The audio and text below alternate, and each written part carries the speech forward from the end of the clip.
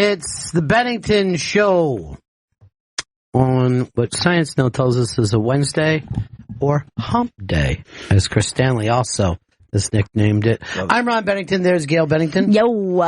And I am Ron Bennington. Big show planned for you today. And by that, I mean I haven't taken even a look at the agenda yet. I have no idea what's coming up. I'm hoping that we'll have Jerry Seinfeld on to talk about him signing with Netflix. Chris, did you book? Get coffee and get a car up here immediately. I bet they would do it if Jerry was coming. Who's this big star walking by with a giant entourage? This is a huge entourage. Damn, it's a giant coat. Like a really cool fur coat. Yeah, man. Like and a very confident walk and very large men surrounding him. Wow. And quite like a sassy coat, too. Like white fur. Oh, yeah. This guy knows what's up. Did, see if Jen knows who that rock star is. Jen, get on it. Jen, do you know who it is? Yeah, it's Bryce Gray from Empire. Huh? He plays he plays one of the Lyons brothers on Empire. Huh? Jen is my window into what's ever happening today. Yes. She and I are betting over Chris Brown, Soulja Boy. Who did you take? I said they're both going to pee themselves. And she gave me 2-1 odds. Wow. Who's going to win the fight? Is this real? Is there going to be a fight? Yeah, it's happening. Yeah. For sure. Now, who's going to win? I think Chris Brown, he has a lot of anger issues.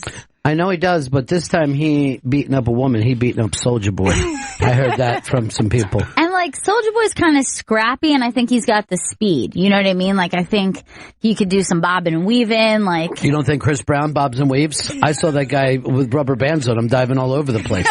He was just flying around. I never saw. Who are all these stars? They're all in Empire too. Everybody's Empire. Well, it's for New Edition, the movie coming out. Huh?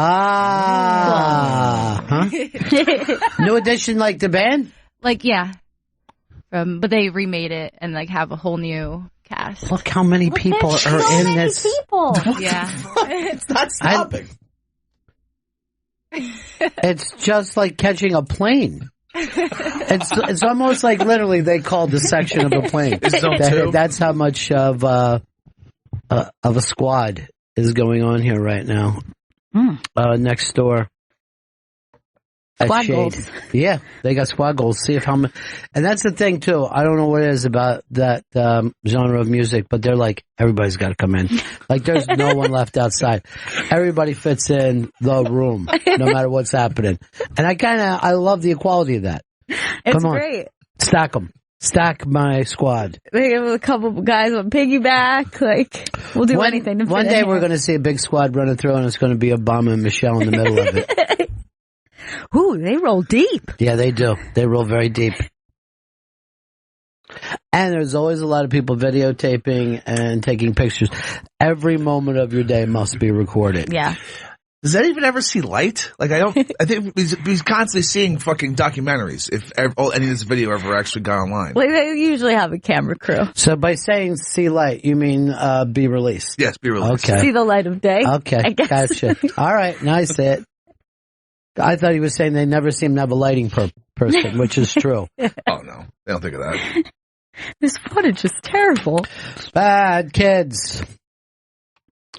But the Empire's still a big show, or it's falling off. I don't know. I've never watched it. Seems it's all about the wall right now. The Everything's people about love the it. wall. The people who love it, they love it. I don't know. I like to. I'm hoping to produce a show based on Philly International. That's a great idea. I know. And they never had any fights back and forth. You know why? Everybody was on the love train. It was literally a train of love. Love train. All right, Bennington Show, catching up with you on a Wednesday. Up on the iBank today, I think the abandoned Japanese Westworld is the coolest thing we got going. I love abandoned shit. I don't know why. I don't know why an amusement park ghost town is fucking cool to me. Vito, you're the guy who found this, right? Yeah, it's like some place in Japan where after the movie came out in the 70s, What movie? tried the original Westworld movie. It came out in the 70s. They tried to make their own version of it. With actual robots? Yeah, like animatronic, like kind of like Chuck E. Cheese style, where they stay in one place. This is the difference between Japan and America. When shit is abandoned here, fucking people go in, they break windows, they tag it. That shit is still sitting around. Yeah, that's like an actual ghost town. Like people, it was like, where did everyone go? It just disappeared. It's not like, that's where kids go to smoke and have sex. Right. They're not like, oh, don't go down there. There's condoms and needles laying all over the place. Look, the fucking robots are still sitting where they left them. And it looks like Japan doesn't get as much dust as us. Yeah. No American teenager would allow those robots to stay there. They really love the original Westworld, the Yul Brynner Westworld, which quite frankly, it was not the most exciting film you've ever seen in your life. Like they saw Westworld, the TV show, like, yeah, the original's better. Japanese people love a fucking robot like nobody else has ever. They really do. They have pushed all in on robots in their economy right now. They're all working on future robots and future islands that they're trying to get. Oh, really? Most. Yeah. They love future islands. Except for when he starts to growl. Then they're like, what's just fucking brings out his inner Tom Waits for a second and then goes back to singing pretty. He's going to ruin his voice is what I said to him. You're going to end up with a short career because your voice is going to be ruined by Waits growling. And look at Waits has ruined his voice. Yeah. Like when you listen to Tom Waits, it was gravelly and sweet. And now who knows what the hell he's doing. No, he's just growling at you. But that early stuff I could listen to forever. Fucking Chris didn't even hop on the bandwagon until Tom Waits could no longer speak, just gutter growled, and started just, instead of playing the piano, he's just beating on a steam pipe with a fucking Big in your pants. Big in your pants. That's great. What? What are you doing, dude? What happened to all the pretty songs? I'm ready for Robot World, I think. No, I'm not. I'm gonna be a robot rebel and fight back against them. I think I'm gonna be okay with it. Cause there are a couple things like I'd rather not be doing anymore. Like what? Folding laundry. But, no one invented a laundry folding machine. I'm willing to give that chore. I came up with a fucking beautiful idea of disposable clothes. Okay. All clothes are made out of the same thing as a fucking paper towel, no matter what you're wearing. Organic and biodegradable? I guess it is. I don't know. I mean, it's paper. Who's it going to fucking hurt? It's paper. That's wood. Paper pants. Everything is paper. And then the second that you're done wearing it, you wipe your mouth with it, and then your ass, and you flush it. It's a 3-in-1. It's 3-ply. Well, that definitely takes care of the folding thing. I'm also doing a wash and dry on the 4 train. That I don't know. After I saw the video that's up on the iBang of the girl dyeing her hair on the 4 train, I'm telling you, this is one of the craziest things. I've lived in New York City a long time. I've seen some weird shit on the train. I've seen people straight up smoke crack on a train. I've seen people smoke crack on a train. This is weirder. This is a girl sitting on the 4 train, guy sitting next to her starts to record her on his phone, and she is dyeing her hair. Yeah, but you know what? She probably just came from a goddamn liquor store robbery. But like, she needs to dye that hair. And like, this is a fucking getaway. This is an incredibly messy process, and Yeah. as you see, she's already smudged it all over her face. Yeah, you always do when you dye your hair. And it's a stink fest. I mean, that's heavy chemicals. It's really Now, chemical This strong. tells you everything you need to know about New York. The people next to her aren't even looking to go, what are you doing? Nope. Just look ahead. The guy who recorded it said he was looking across, he didn't even notice at first. Said he noticed a woman across from him kind of just like giving a strange Right. expression, and then realizes the girl is splattering hair dye everywhere next to him. Vito, craziest thing you've ever seen on a train? I had to stop coming in at a specific time because on 50th Street at the 1 train, this homeless dude shits every day in the platform, but just like drops in like where people are waiting. So he's regular. He's got a regular. That's good. That's healthy. They say that's the healthiest thing.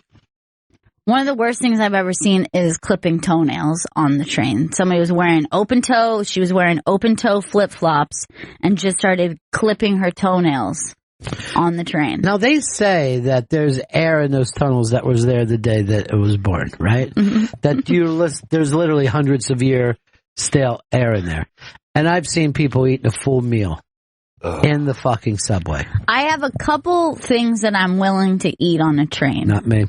One, a protein bar, which means I'm like at faint level, but it's like halfway in the All package. right, that's like astronaut food. I'll give you that. And a banana, which I think is nature's answer to that, where it has a contained package. Right, but here's what I would do. I would only open it a little bit, eat, open a little bit, eat. I would never unpeel and be eating a banana. No, you don't want to be doing that. But I have seen a woman eat pho on the train, or pho. That Vietnamese soup. So she had a big spoon, she had chopsticks, and she's slurping, and like little flecks of soup and little droplets are going everywhere, and people had to get up and move because she was like slurping the noodles. And I mean, that's not even that's not even an on-the-go food anyway. By the way, one time I saw a guy eating a bag of cherries, and he was. It looked delicious though. I can't believe I almost forgot this. This happened to me the other day, and I was going to come in and ask you guys what the hell this is. This woman has a bag of grapes on the subway. Yeah. She's sitting there, and she's taking each grape out, and she's reading a book, and as she takes each grape out, she rolls the grape on her jeans in order to get off, like, you know, that little bit of dust sometimes, and then eats one, and then pulls another one out. Rolls the dust. That's an OCD. She's rolling the grapes on her pants, and I watched her do it for 30 minutes straight. Like the only way I would do that is if my pants were made out of water, running water. And like, you know, jeans are not your most clean disgusting. clothing. I mean, please, you're speaking to the choir here. You don't have to explain that. I mean, that's one of your most infrequently washed clothing items. This would be like when Vito said the guy was shitting in the train for him to go, and shit comes out of your ass. That comes out of your asshole. Fun fact. We know that you don't rub food on your jeans. Have you ever seen anyone do anything like that? No. It's so Just gross. eat the dust. I thought I had enough with just a bag of cherries. Look, I don't like grape dust. I admit it's not great. You fucking wash your grapes immediately. You have to. They're one of the most washed foods, that and lettuce. You have to fucking just sit there and wash the hell out of it. But I guess she had just purchased these grapes. She wanted to eat them immediately, but was willing to rub this All right, dude, I got it. I got the picture. I'm fucking freaking out right now. Grape pants has got me fucking going nuts.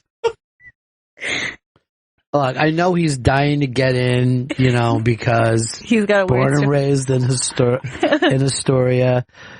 What do you got, Chris Stanley? I was passed out drunk on the subway once. So you're the gross person. Yeah, you're the fucking gross person. Oh, I was the gross person before because in a previous story, I ate a bunch of Xanax, drank, passed out on the subway, woke up covered in vomit, and it was 9 a.m. and it was rush hour on the N train. I woke up at 14th Street. People were just staring at me like I was a homeless person. Well, you were the craziest thing you saw on the subway was yourself. No, is what you're saying. The craziest thing he saw on the subway was a mirror. You're fucking filthy so gross. For being part of the problem instead of the solution. You and grape dust are a match made in heaven. Dominic in Montana. Dominic. Hey, buddies. Hey. Hey, my wife and I, we used to live in San Francisco, and we're sitting on the train, and I see this homeless guy, and he's right by the door, so that little partition, I could just see him from the waist up. Yeah. And he's got the biggest smile on his face. He looks like he's having the greatest time. And I look over at my wife, and she's looking horrified. I'm like, what's going on? That guy's like, look how happy he is. And she's like, come here. And he's rubbing one out just right there on the train. Yeah, I mean, this, goes to show you there's a thing of insanity. Yeah, I mean, I believe me, I've seen more dicks than I care to share on the subway. It's not great. But I would actually put seeing something like the hair dye and grapes as weirder because, like, that's how fucked up our society is. And you know what? This is what I fucking hate about the no pants subway ride. It's like, you're not going to shock me, bro. Like, you're walking around in your boxer shorts. I seen weirder shit. You know, like yesterday. It's like not even a big deal. The truest word that you use there is bro. Because it's just a frat boy thing to do to get attention. Like when football players dress up as cheerleaders with balloons in their fucking shirt and act like it's... No, this is nothing to us. I was on the train once, accidentally on No Pants Subway Day. I'm riding out to Queens, so I have a long ride ahead of me.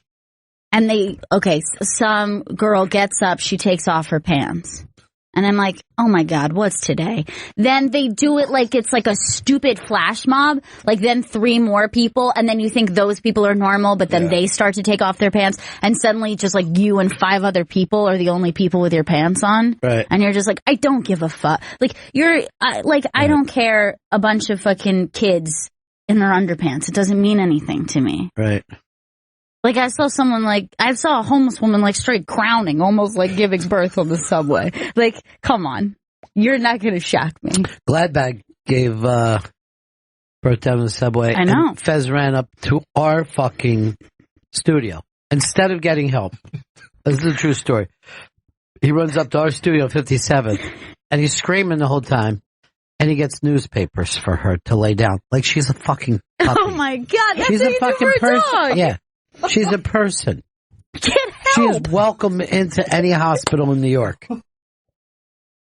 She does not have to birth on the street. What is it, Chris? You remember that you shit yourself on a train too? It did happen once. Kevin, San Francisco. Hey guys. Good morning. Good morning. Good. Yeah, so back to crazy train stories. I was on I live in San Francisco as well, coming back on BART. And I see this lady, it was late at night, about 11:30. I see this lady, kind of looks a little disheveled, and she's holding something in her arms. I look over, and it's a dog.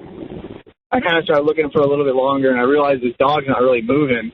And all of a sudden, I realized this dog is dead. This, like, homeless lady's carrying on this dead dog. And then she tries to get this other person to hold the dead dog for her while she grabs her bags to get off the train. Everyone's totally avoiding her, trying to get away from her. This lady's got a dead dog carrying her around on her train. She claimed to have been dead for like 2 days, and she'd been carrying it around. Keith, you should have went like this. She thinks that's her baby. That's so fucked up. Yeah, I know. That's fucked up. Joseph says, you live amongst the craziest and savages. We're going to need more robots.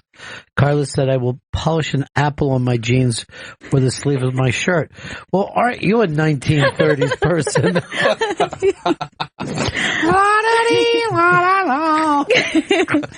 Apple. And that actually seems like something that would be like a pantomime in like a bad improv class. Yeah. Like, dust the apple off on my jeans. Apple! You're eating an apple. Got it.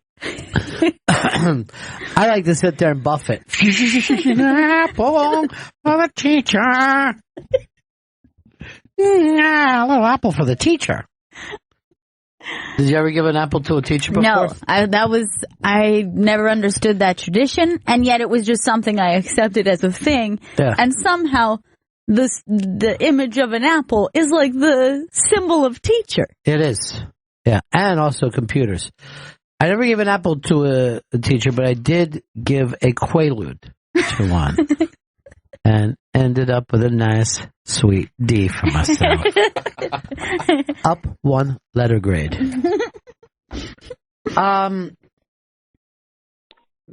Chris. Hey, good and the morning. buggy down. Yeah. Morning, guys. How you doing? So cool in the gang. I think I've got you all beat with your train stories here.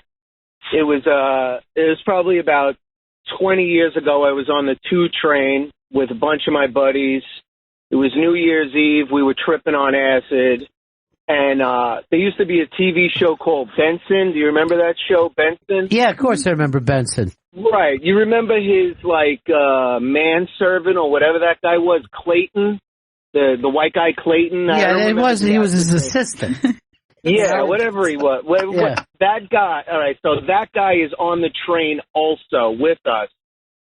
And we're all, we're tripping on acid and we're bugging out that Clayton is on the train, and we're hanging all over him, trying to like snap pictures with him, and he's being a real good sport about it. And there used to be a guy that would come through on the train with half a body. He didn't have any body for legs or anything from the waist down. He'd walk in on his. You've seen that? Yeah, on Roosevelt Island. Black guy, jacked. His arms are huge. He walks in on his fist, holding a metal coffee can in like his hand, shaking the can. So he comes in the train, you're tripping on acid. A guy with half a body comes in the train. He climbs up on the seat, and he's looking around, and he's just observing us. He takes a stem out of his collar and starts smoking crack right in front of us. He flips his. You ever see when people can flip their eyelids inside out? They like roll their eyelids. Okay.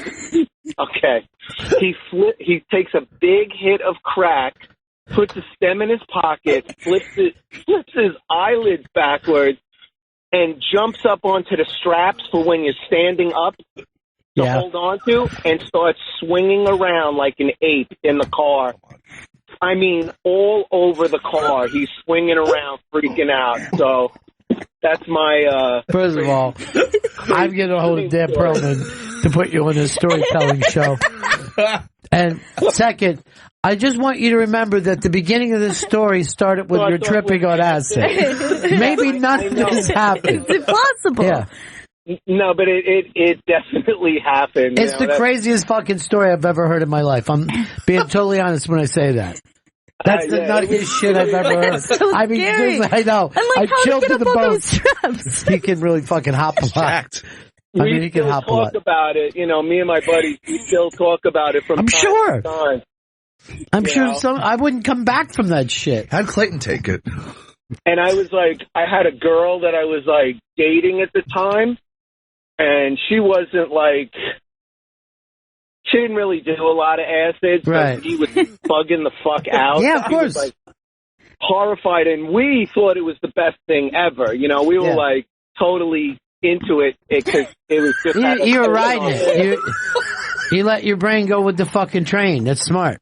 Like when you're tripping, that's the kind of shit you want to see. So, yeah, exactly. Now I'm a responsible adult with kids and stuff, and that's not what I do anymore. But but you got a pass. That's the fucking thing. You got down. I'm all grown up now. All right, you're all grown up. You grown up. You grown up. You grown up. That's literally, we shouldn't even stop the conversation. That's the fucking greatest thing that ever happened. Nothing's going to top that. No. But I did know a half guy like that. He was always, instead of using a wheelchair, he would use a full gurney, and he would lay on it and push himself down. And he was always hang out in front of two places. Both were places that you would eat, and he would ask you to go in and buy him food. And this guy was constantly eating Chinese food. There must have been that he was starving, because of whatever the fucking. I'm sure his digestive tract was I don't know how it even complete worked or something. Yeah, he was fucking strong as shit, though. I mean, his arms were unbelievable, and I bet he never lifted a weight, just trying to get himself around. Just the wheel and the gurney. Yeah. Well, I don't think we can beat that guy. No, I don't think we can. That guy's on top of the world. I like the touch of flipping the eyelids. That's unbelievable. And I get, you're fucking whacked out on crack. You're going to just go with it a little bit. You know what I mean? Like, fuck, this feels good. And then swinging around. Stretch out a little bit. That's New York fucking transit. There's no doubt about it. All right, it's the Bennington show. We got anything we need to promote as we're moving along here? Yeah, well, Gail Meets Girls, the new episode is up. You can download it at the Interrobang, or you can go to iTunes and subscribe and download. And I have Carly Aquilino and Emma Willman on this episode. We were just talking about Emma yesterday. With Louis Anderson, where Louis couldn't believe that she would walk away from him mid-conversation because he's Louis Anderson and young comics. Louis, Louis, what is it about? Timing? Is that the most important thing? Writing every day and timing, you know? Clean material, right, Louis? I'm like you, very clean. Yeah, clean. Seinfeld is the latest to sign a big deal with Netflix. They're going for all the most famous comedians and paying them more money than they could have ever dreamed of. Yeah, I mean, the way they're throwing down money for these specials is just like unbelievable. I mean, this is comedians making like real like movie star money, like crazy. I mean, I understand we're talking about the biggest ones, so like these are obviously people who've made big money before. Well, I mean, Seinfeld was down to his last $970 million, so this helps. And they're going to put his driving around drinking coffee with comedians show on there as well. But Kristen Becker has written a piece about the comedy middle class being edged out of comedy, that there's just really superstars and open micers and fewer in between where you can make a living at it.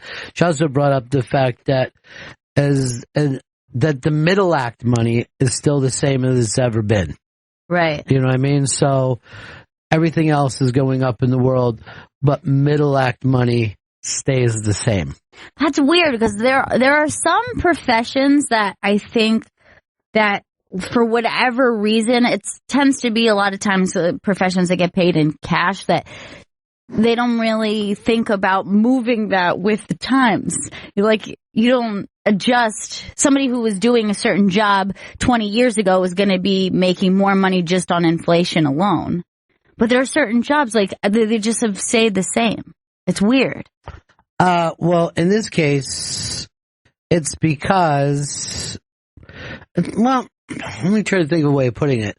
I don't think that the clubs care about anything but headliners because that's what draws people in, right? Right. So anything else is on their own. Unless you are a draw, you are on your own. And there's no reason for clubs to care about that because they're always going to be headliners. You know what I mean? And there are going to be people in the business who care about comedy enough to say, to kind of see their own club as a tastemaker, you know? They're going to be the type to say, like, we're cultivating a scene and essentially we're making headliners. And then there are probably clubs who just think of it as a business. But you say that, let's say when I had my club in Florida, right? Mm-hmm.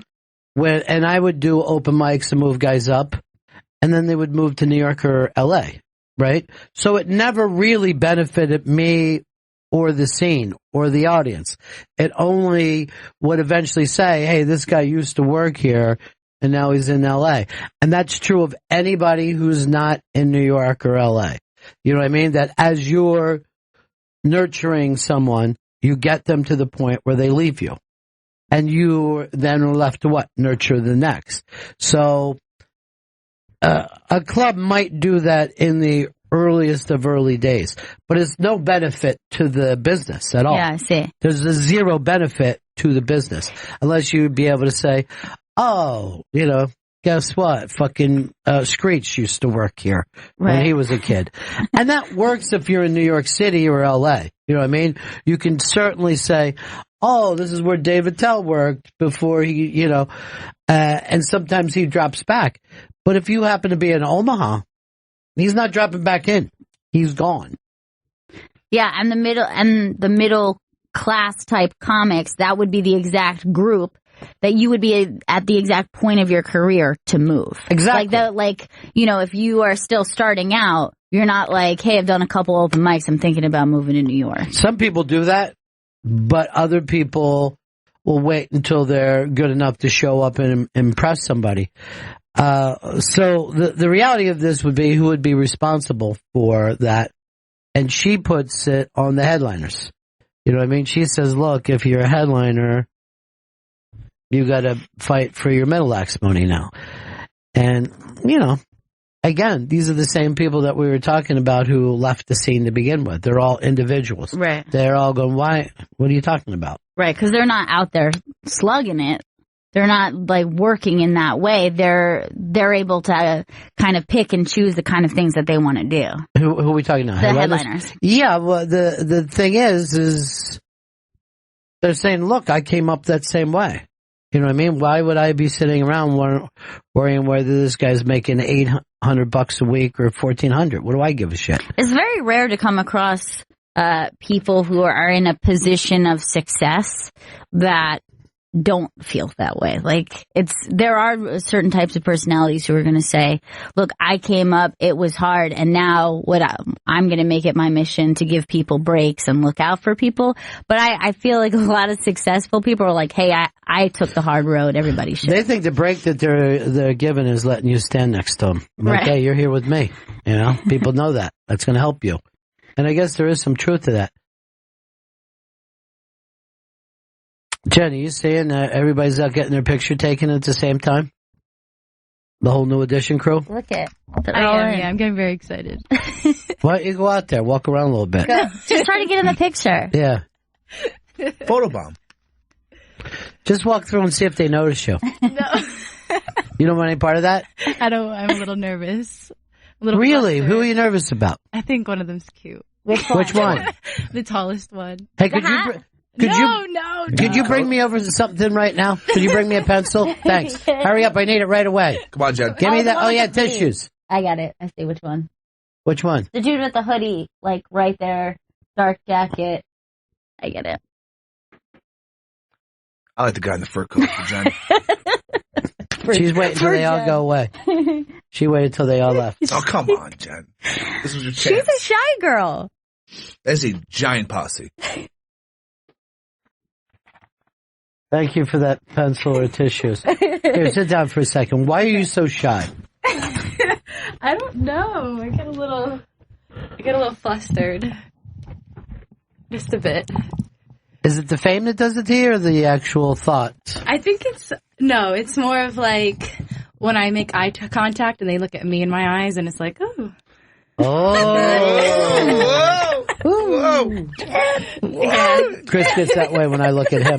He does. He gets really flustered. Thank you for the tissue, too. I really need it. It ended up working out for you. That crush worked out for you. Yeah, it did. Now, is that guy on Empire or just part of the posse? No, he's part of the new movie. Okay. New Edition. The New Edition movie. Yeah. What year was New Edition? The 80s? I don't know. Yeah, I would think late 80s? 86? Yeah, early 90s. Early 90s. I'm going to say late 80s because weren't they the precursor to New Kids on the Block? Like Yeah, they the same were. manager. Yeah. The whole thing was New Kids on the Block was to get a white New Edition. Like, hey, this worked out so well. And My Prerogative was in that band, right? Yes. What's his name? My Prerogative's name. Bobby Brown. Yeah. Yeah, Bobby Brown. Bobby Brown. Bobby Brown. Yeah, she's Bobby. Remember when they had that TV show together? Whitney and Bobby Brown, yeah. but it was 99% Bobby Brown. Yeah. Whitney would be in the other room. Bobby would just be yelling through a door. Baby, I'm sorry. Open up. She would not be on camera on her own show. And like Bobby was proud of himself, but Whitney was a fucking gigantic star. I mean, gigantic. Yeah, and beloved. Yeah, she was beloved by generations. Did you see this thing where Little Monsters is doing the halftime show? Gaga. Oh, really? Yeah, she's changed her name to Little Monsters. So she says that she wants to sing from the top of the building and then come swinging down on the thinnest fucking string you can imagine. And they're like, come on, honey, can't you just sing? Just stay on the ground. She goes, I don't care if I die. And I was like, I don't want this to happen. But it's really about a football game. It's going to be on live television, Kaka. They said they might have to cut a hole in the dome. Because like apparently it's a cloth dome. So they're just trying to figure out if they can pull it off and get her. Why would they need? Yeah, don't cut a hole in the dome. Don't be the performer who demands a hole cut in the dome for your entrance. First of all, they didn't even want her. She was like the 8th person that they asked to do this. Who do you know who was Adele like first? was number 1. Yeah. Adele, then me, and then I think New Edition. Why did you say no? I couldn't possibly get ready in time.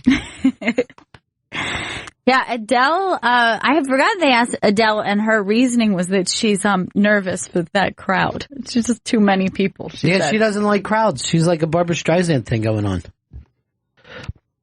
There's this really pretty manager at the stand, and her name is Adele. And she's single.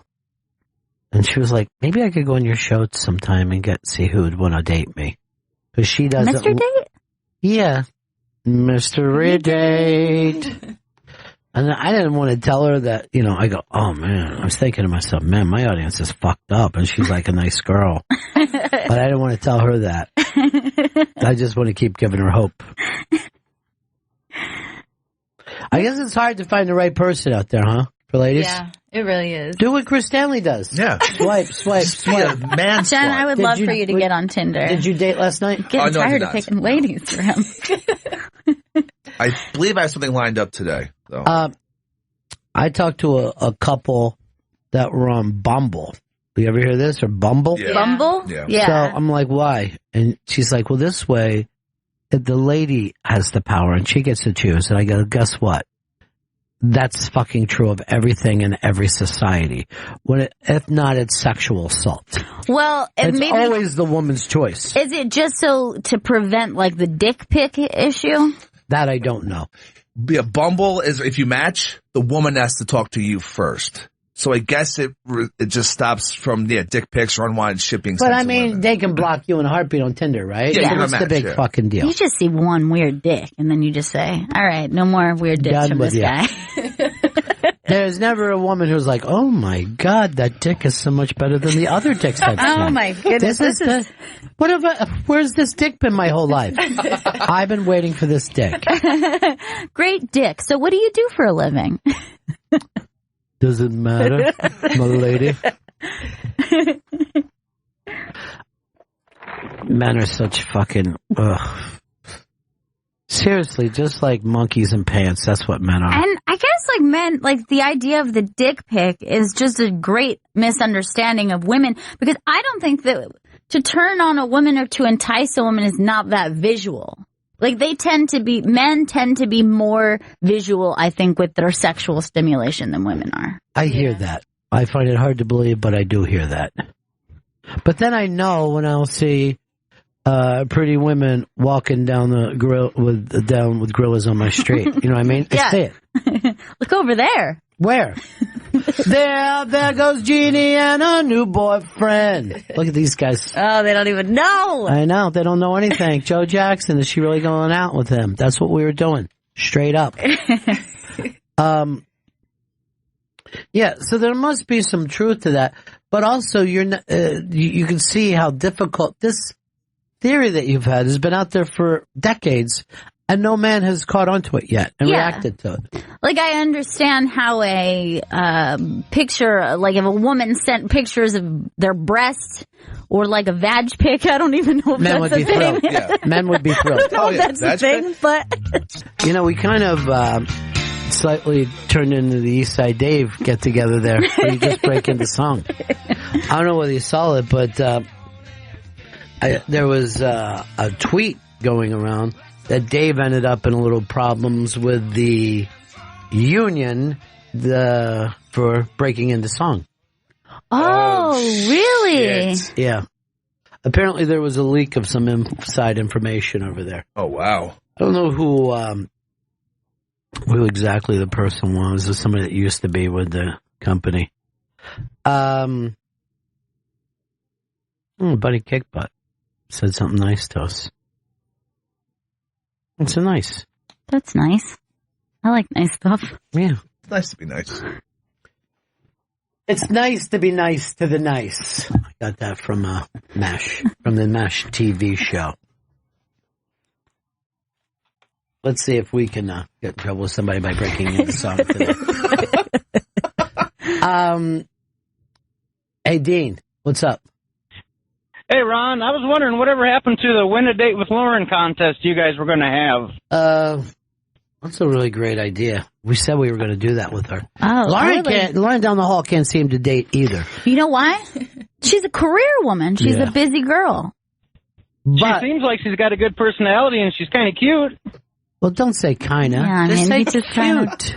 Just she's cute. Well, She's got I haven't some seen long a picture of her legs. for a couple years, so. No. First of all you gotta do is follow her on Twitter, Instagram, or Bumble. Bumble's bounce. Yeah, she is. She looks, Greg Stone is tweeting out, holy shit, the most amazing thing that just happened. Stay tuned. What is it? Stone. Everybody loves Greg Stone. Yeah.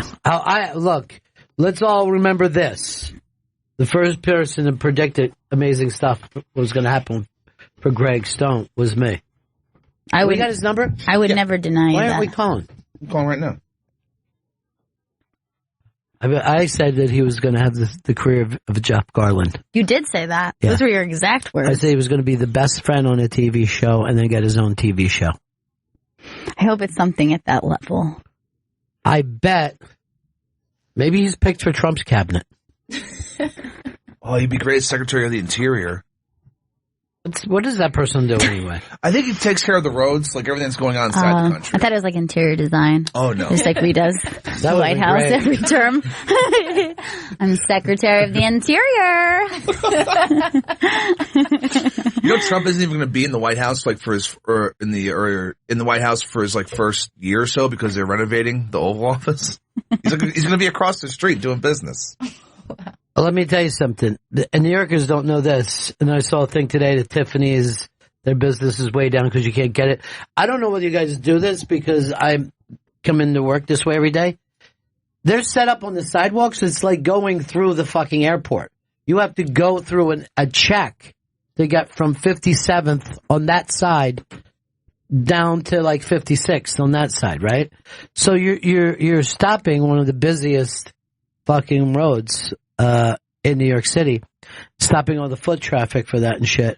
But like now when he leaves, there's a posse and it, slows everyone down. When it's the President of the United States, there's no one on any of the blocks that he's going to use. Because I've been, Obama comes here a couple times a year and they use my street and they shut it down for 3 days. There's no one on my street for 3 days because Obama or the Pope is going to come through.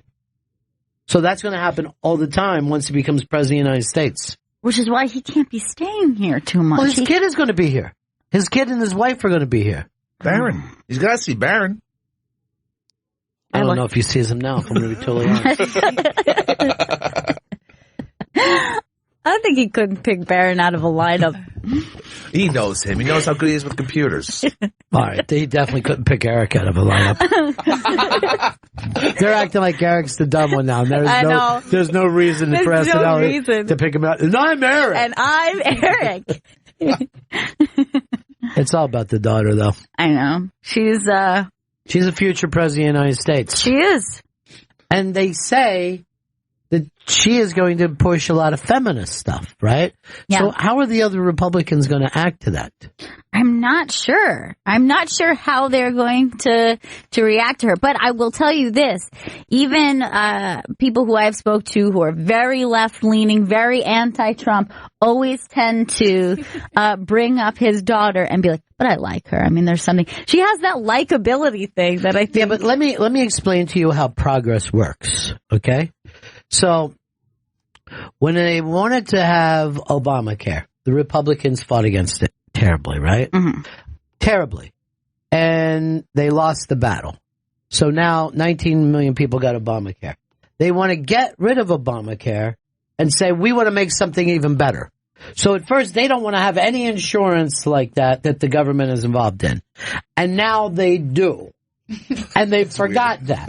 You know what I mean? Yeah. And that's how progress works. And that's how conservatives end up going, Happy Martin Luther King Day. You know what I mean? Sure. Something that they were against. Hey, remember, it's fucking Saturday, so if you work, you get time and a half. You just end up thinking of this as something that existed, but it's been around forever. Yeah. But that started with progressives. But it seems like the that there's not much there's not a lot of backlash for anything that they walk back. Like, for example, Trump has already, from healthcare and the wall, he doesn't seem like anyone's getting too upset, and that isn't even that long ago that he would have a strong stance on something. Let's remember, he hasn't become president yet. Right. If you're saying his followers won't get mad if he doesn't build a wall, first of all, he's done the exact opposite of draining the swamp, it looks like. And there's people starting to bitch about that. But that'll be between him and the people who promoted him. What I was talking about is conservatives forget that every idea that they hold dear originally was a progressive idea. You know what I mean? You fight it. But now, no conservative would say, I really don't think blacks should vote. You know what I mean? Sure. I don't know how women got votes. So when we take and now you've got this young lady who has got Trump's ear better than anybody, and she's all about equal pay and women's time off, and suddenly some of Trump's agenda will be very progressive. Yeah. Even though progressives were supposed to be the worst things that ever happened. And a word that I feel like I came up with, libtard. Oh, that was you? Yeah. Here's what I did. I took the term liberal, and I took the slur retarded. Okay. Yeah. And brilliantly, I put them together into libtard. It's catchy. I don't know if it's catchy because it doesn't rhyme with anything. Now, did you also come up with snowflake? Was that you? I did, and the thing that I came up with social justice fighter, and then that got, kind of tweaked Revised. a little bit. You got co-opted. Yeah. What I wanted to call is social justice tard. I like to put tard at the end of everything. Sure. Because it's really a horrible thing to say. Right. And then, wasn't your first pitch Snowtard as well? I did go with Snowtard or Re-Snowed, but I can't get the Re to work because it's in so many other things. It's not as insulting. Yeah, I'm trying to be as insulting as possible, particularly online. Oh, no, you're definitely not in person, right? Not No, I'm faces. online as Tweetard.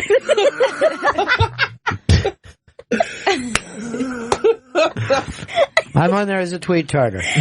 And it's so much fun to get on there. I try to find someone and think of, is there a physical flaw that they have that I could attack? Shame them. Is there Sure. Are they overweight? Is there a gap in their teeth? Are they balding? Point it out. Hopefully someone I have a fight with is missing a finger. That'd be great.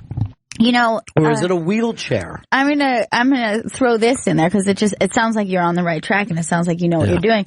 But what if you also do a little research and find out if, I don't know, they have a deceased member of their family? That I do like to something do. that you could make fun of them for. So when you see tweet tard, do me a favor and retweet tard.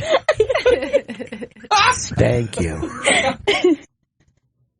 I do like to attack if there is a cancer gene in their family. I go after that. If diabetes is a problem, I'm doing a bunch of jokes about diabetes. Yeah, sure. But because I think freedom of speech is so important, you know what I mean? I think we've got a right to get out there and do this stuff. When I was younger, it wasn't so PC. We didn't give out trophies to everyone, okay? We used to get medals instead. Little medals that you could wear, or a patch. And that was better? Yeah. These were better times, When I was little, we had Vietnam, Yeah. Your dad or your brother could be killed at any second. It was great. Yeah, but what about race relations? Was that better? Oh, we used to just turn the fire hose on. We would turn the fire hose on people that disagreed with us. It isn't like now where you see protesters so dry.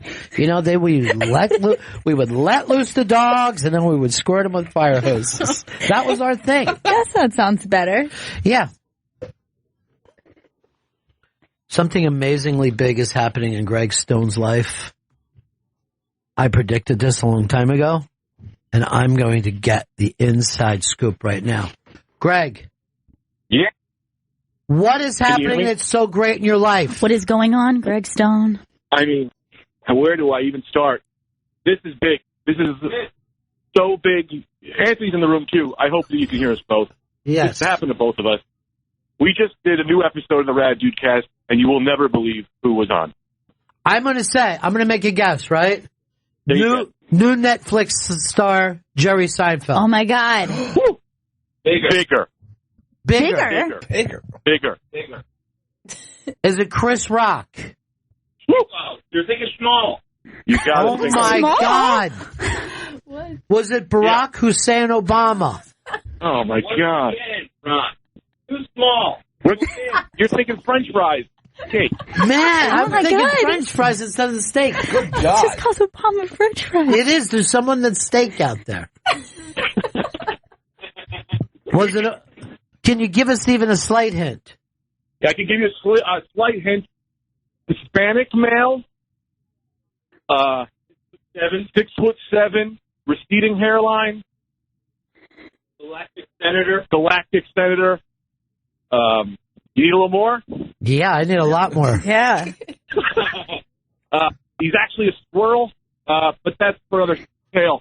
He's a squirrel. He's 6'7". Where's my nerd kids in this? What's Vito, where are you happening? with this? Is this some sort of a... All right, we'll just tell you. Yeah. Legendary actor Jimmy Smith. Oh! Yeah. No, he's not 6'7". Well, we can't confirm or deny. Now, how did you get him? Well, this is crazy. I mean, I was doing a show at a bar. We're performing the hell out of it. There's one guy.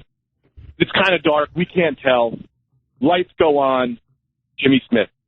Wow. And he says, Hermano, this is some of the best performance I have ever seen. And then I said, that's crazy, right?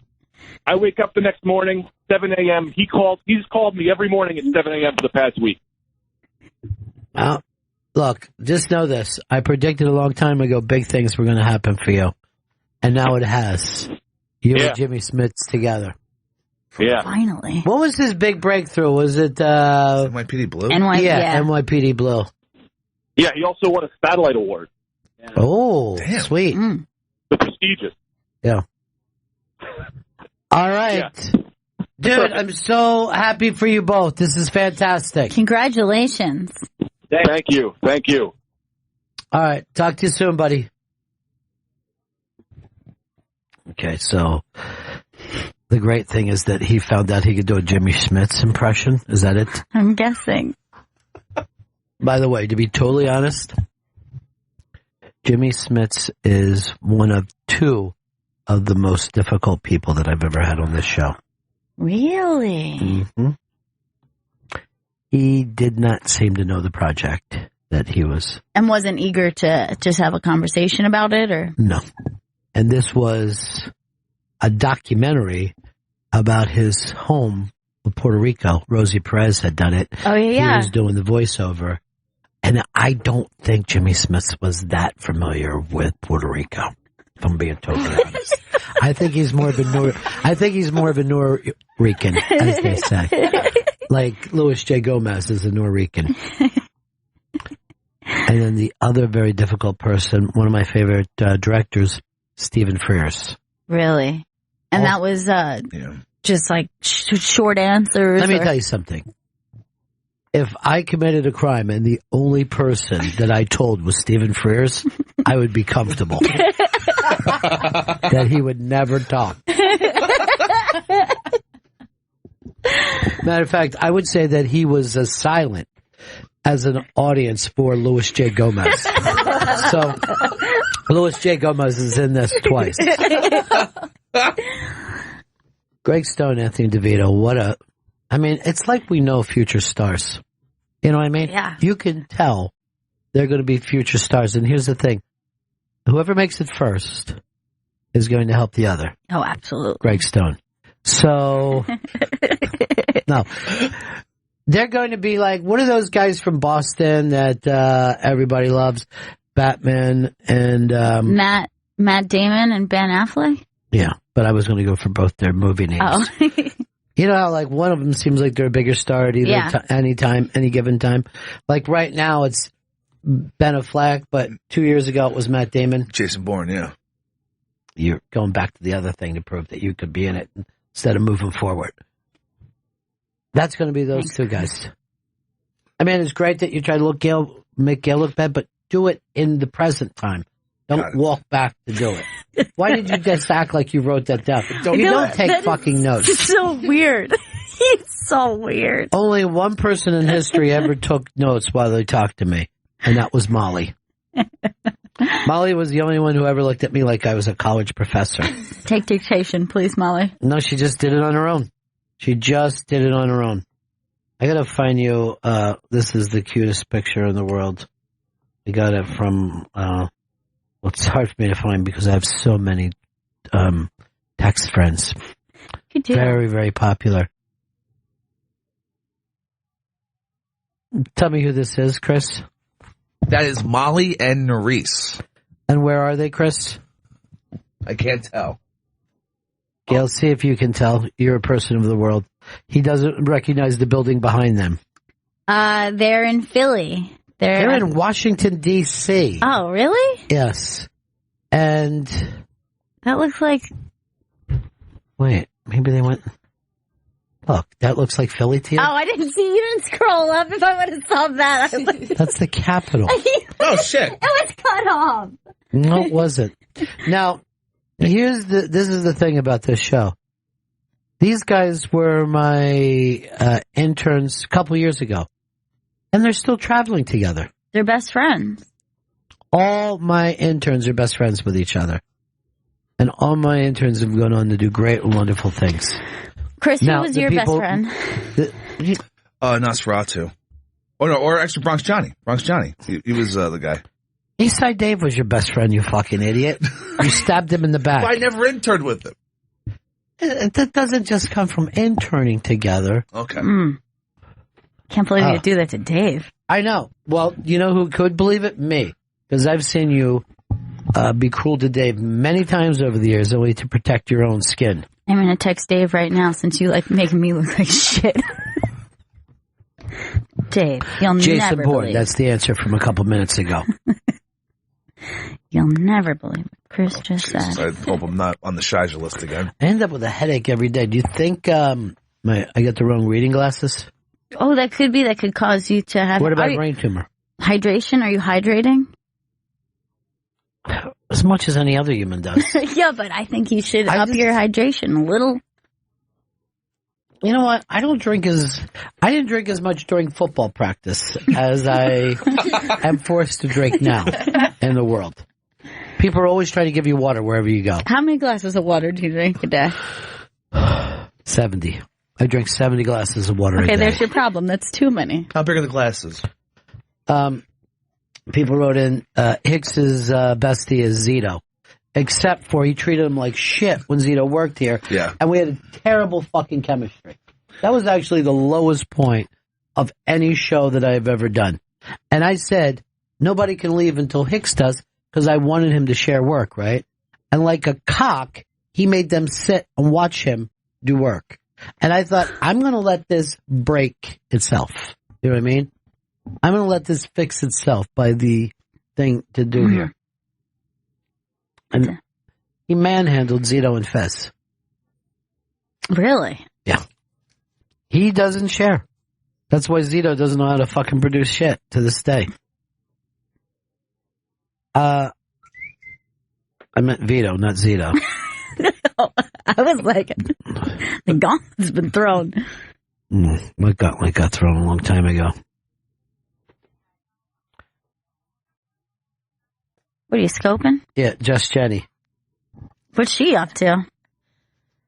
What is she on? She's on a strange little thing there.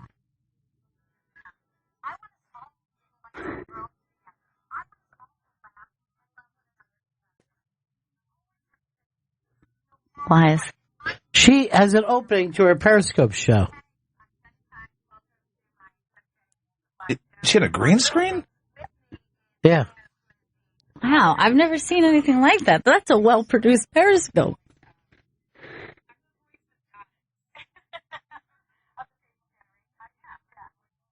So now she's just on Facebook is her thing. Al Roker is going to be with her on Facebook. She has a Facebook Live show, but she's Periscoping. Yeah. I think she's cutting into her Periscope numbers with her Facebook numbers. Big guess. I've never saw anybody have graphics like that. I've never seen it. Well, oh, by the way, I forgot to mention that I'm Sirius XM. Why don't we break here, Bennington? It's the Bennington Show on a Wednesday. There's a new Gail Meets Girls up. You can go to theinterrobang.com to download, or you can also go to iTunes and download and subscribe. It's episode 3 with Carly Aquilino and Emma Willman, who are very funny and a lot of fun to talk to. It's a real kiki, this one. What's that mean? It's like a sesh where girls get together and talk about stuff. I never knew that was called a kiki. Let's have a kiki. I want to have a kiki. Never heard that term before. Vito, did you know that term? No, I've never heard of a kiki before. Vito, Chris? No idea what a kiki is. Does that surprise you? It was kind of... It came first. I knew it through drag culture and gay culture, but women use it as well. Hey, by the way, guess who I just saw down there? Mr. Michael Keaton, a.k.a. the original 90s Batman. Yeah. The original movie Batman, I guess. Well, no, Adam West was in a movie, so I was wrong about that. The second Batman. He's the Batman of my youth. I want to see this movie that he's done. He plays Ray Kroc, the guy who... I just can't. It's fucking constant, dude. It's just fucking constant. He's the guy who started, well, he didn't start McDonald's. He's the guy who started the franchising of it.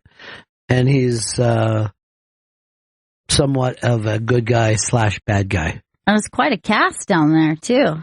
Michael Keaton, Nick Offerman, BJ Novak. Yeah, I don't know what BJ Novak plays in it or Patrick Wilson. But I know Offerman is one of the original McDonald's brothers. And their thing were they were all about quality. And they didn't want to ever do anything to mess with the quality. And they're the ones who started that, hey, we can turn an assembly line type thing and do it with hamburgers. What year was that McDonald's started? It was 1955, to be totally honest, but it wasn't really franchised until well into the 60s. There was the McDonald's brothers owned a couple of their own. And then they bought, I think it was milkshake machines from a not very successful Ray Kroc. And he went in and looked at it, and he just saw the future. It was like, I get it now. We could put these everywhere. Because I have talked to people who around, maybe not in the 50s, but this would have been like the early to mid 60s when McDonald's was like really getting popular and becoming franchised, that the quality was insane. Like it was really good burgers. It wasn't. Well, you also have to remember we didn't have a lot to compare it to. You know what I mean? So when people remember that, they tend to be remembering from a childhood point of view. Yeah. And we all, no matter what age you are, if you eat a McDonald's burger and a fries as a little kid, you just think that was the best thing you've ever eaten. Yeah, because I remember my mom telling me also that she felt like McDonald's was, that Taco Bell was like really good quality. And everybody felt that way. She's like, I swear it was not like wilted old lettuce. It was like really fresh ingredients and really good. And she swore it was like really good Mexican food. The first fast food I ever went to wasn't even McDonald's. It was called Geno's. And it was kind of in between Baltimore and Philly. It was a version of McDonald's. And there's still some around today. And I have a memory of those first. But even to go to the McDonald's was like a pretty good drive. Like we're driving to McDonald's. You know what I mean? Like now you could just go, I think I want some McDonald's and just put your hand out no matter where you are in the country and somebody will hand you a giant Coke and fries. But it felt like we had to be like, we're on our way. We're driving there, you know?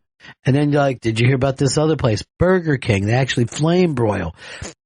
To me, everything tasted fantastic. But that's a child. That's a child's memory. Yeah, the way I felt about McDonald's as a little kid was insane. First of all, it was like immediate comfort food, so that you know that you are always going to like. It always tastes the same. And then so it was like, there's a ball pit there too. Like, I was obsessed with it. I loved McDonald's. Well, it's a nightclub for toddlers. You know what I mean? It has everything. There's chances for to meet people your own age, sure, and discuss things. There's always a free USA Today around, and a Happy Meal. I mean, that was ridiculous. Well, it comes with a toy. It comes with a toy. And when I was young, like, I thought they were like legit. Like, these are pretty good toys. Like, you would see the commercials and be like, we gotta go. Dude, I'm telling you right now. They're giving them out for free. A box of cereal toy was good enough for me. I did not say this is cheap. My mom told me it was cheap, but I did not feel that way. I felt like this is a collectible that I'm now part of. Finally, I'm a collector. You know what I mean? I can collect these. But I would agree with you that McDonald's was better when I was a kid, but I think it's because I was a kid. I don't think that the quality has fallen at all. Because I can also tell you, a Dunkin' Donut, fantastic to me when I was a child. Like, I couldn't imagine anything tasting that good. And then people went, well, Dunkin' Donuts has really fallen off. I don't know if that's true. I just think that you're very pleased with salty and sweet tastes when you're a child. Yeah, there is no limit to the level of sweetness. No, you're a no-limit soldier at that age. You're fucking totally a no-limit soldiers. Paul and Philly. Hey, what's up, Ronnie? Yeah. If you remember, Geno's was the only place you could get KFC back in the day. Well, can I tell you something? Everybody goes to Geno's because Geno's is the place to go. Geno Giant, Daddy. Yeah, the Geno Giant. Now they're kind of making a comeback, beautiful. Right? Yeah, there's a few around. I'm a truck driver, so I see them here and there. Yeah. Yeah, there was KFC chicken. For some reason, they had fried chicken that was KFC chicken before KFC chicken was able to go everywhere. Yeah. And that was another thing people used to say KFC used to be really great. Now it's not. I don't know. I think it's because when you're a kid, you're like, this fucking tastes great. Yeah, like KFC mashed potatoes were really good to me as a kid, and now you're like, ew, it's just microwave mashed potatoes. Jack in Illinois. Jack. Hey, Ronnie B., how are you? Yeah. You guys, did you ever hear of a Prince Castle? It was, we grew up, and it was a little burger joint. You walked in, and you could place your order. It was as a kid, it was kind of built like a castle, not like White Castle, but had a similar structure. Yeah, but see, here's the deal. Those things were all connected somehow. The castle groups were all connected. And some people had a White Castle, and some people had a different type of castle. I don't know why that is, though. I couldn't tell you what took place there. All the same kingdom. I don't know whether they were just loosely tied together, whether there was something a little more important. And of course, anybody who ever had White Castle during their partying years loves it very much. 844-ROCK-GOD. That's our phone number, 844-ROCK-GOD. Bill in Georgia. Bill.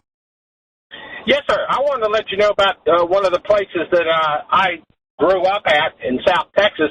The first hamburger I ever had was from Whataburger. Whataburger is the name of it. I had that in the panhandle of Florida. Whataburger, I would only say this, it's best to eat on the toilet. It's a delicious little burger. And if I was them, I'd have everyone in my seats as little toilets, just to be safe. So that's just like White Castle. It's like mini. I mean, it's small. And I know there's onions, and it's a fast food burger. It's just there's not a lot that you can sit around and talk about this. Stanley put together his whole ranking of chicken nuggets, and I don't know if you're just taking meat from a chicken, pressing it, and then deep frying it, I don't know how that can be ranked. I'll tell you, I did love a chicken nugget as a kid. Like that was, I mean, more often than not, that was my choice in the Happy Meal. I went for nuggets over burger very often. Well, it's much easier to eat. Fun shape. And, you know, even bars have run, there's Sandra just gave us a little wave. Even bars run the chicken fingers, which are just longer chicken nuggets. It's just a chicken nugget that can fill an adult up. The actual, this list, I don't count the fucking chicken fry as a chicken nugget. If it's a nugget, if the list says it's a chicken nugget, then you put nuggets up but there. all of that is from the same ground chicken. It's the exact line. same. It's just shaped differently. Yeah. Then it should be top 9 chicken shapes. But we know we call it a chicken nugget in the fast food world. A fry and a nugget, you wouldn't know the difference if you cut it in little pieces. Chicken ring is essentially a chicken nugget hole in it. Yeah, that's not a nugget. That's the chicken ring. Yeah, but it's the same thing. It's just shaped differently. It's like they just put it in a different cookie cutter. I don't like that they named this list best chicken nugget. But I don't know why you're caught up on that instead of going through it. Number 9, the White Castle. Oh no, I'm not going all the way down to 9. Okay, start me at 1. 1 is the Wendy's spicy, non-spicy chicken nugget is what they're saying. I would actually have to say I've never tried this before. I have had, it's been years since I had Wendy's chicken nuggets, but I still think I preferred the classic McDonald's over them. But that could be just like, because that's what I ate when I was a kid. You know what keeps me on a Wendy's, right? What's that stupid thing that everybody else loves? The Frosty? Yes, I need a beverage. That fucking thing is a dessert. It's not a beverage. I just use it as a fry dip. The Frosty? Oh my God, that's such a common thing. People they stick fries in the Frosty, and then you have a salty sweet. It's a milkshake, isn't it? It isn't a milkshake. It's so you can't thick. drink it. I never had one. Then how are you debating this? All right, what's your number 2? McDonald's chicken nugget. Should be number 1. That's number 1. It's the classic. Don't they have this? They have the boot shape, circle. I don't know. I'm missing mad at all those. It's not a nugget. Here's Steve. Steve, what's up? Hey, Ryan. I grew up in western New York, around Rochester, and there was a place up there called Carol's, which I think originated in Syracuse, and they were a chain. They had quite a few of them in Rochester, Syracuse, Buffalo, and just by accident one morning I stumbled in there on a Saturday morning, pretty well hungover, and ate their equivalent to the Big Mac, which they called Carol's Club Burger. And it just instantly cured me of a hangover. So after that, we go out drinking, and the next day I'd usually hit that place, and I'd feel better instantly.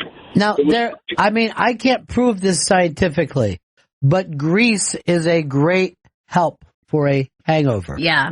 I used to go to Waffle House because it was so fucking greasy and get their, whatever their bacon, egg, and cheese was. And for some reason, I feel better. Yeah, that bacon, egg, and cheese is always my go-to for hangover food. Something about grease, and then you want a high salt content, which helps you retain water. So both of those are really good for you. Yeah, really good. High salt and grease. Yeah. To combat alcohol. And you see why people die young. Now, the fast food thing really lasted, I'd say, from mid-60s to early 90s, maybe, at tops. And then it has been now replaced by kind of mid-level places to eat. Places that you either got a higher-end cheeseburger, right, like Five Guys, or a sit-down place that costs $10 a head. Yeah. You know what I mean? And those kind of Chili's, Fridays, those type of things. And then there's also a lot of these places that didn't really exist when I was really young, that they seem like lunch franchises, almost like Panera, where it's like, oh, it's not as bad as getting fast food, but it is fast food. What's the place that Vito goes every day downstairs? Oh, Chipotle. Yeah, those kind of things, I think, hurt McDonald's more than anything else. Like, McDonald's really tried to do the we're gonna health up our menu. Like they added like a lot more healthy stuff. They tried to make like smoothie options. Then they were like also like, didn't they do something with the kids? Like, don't a kids meal, you have an option of like... You have like apples and shit, yeah. That never worked. No, that never worked. You're not going to want to fucking eat an apple. Do you know how pissed I would be if I looked like my mom maybe get the apple slices? I just saw a kid eating fries next to me. I'd be going nuts. Barry in South Jersey. Ronnie, how you doing? What's up? I gotta go back. Burger Chef. You remember Burger Chef? There was a Burger Chef in St. Pete when I first moved there on, I'm going to say probably 49th Street. I don't remember going there, but I know that name, so maybe it was there. Maybe people just talked about the fact that it used to be there. Yeah, the milkshakes were unbelievable. What was the other place down in Florida? It's a burger place. It was the one that has the steak burger. Steak and Shake? Yeah, Steak and Shake. Yeah.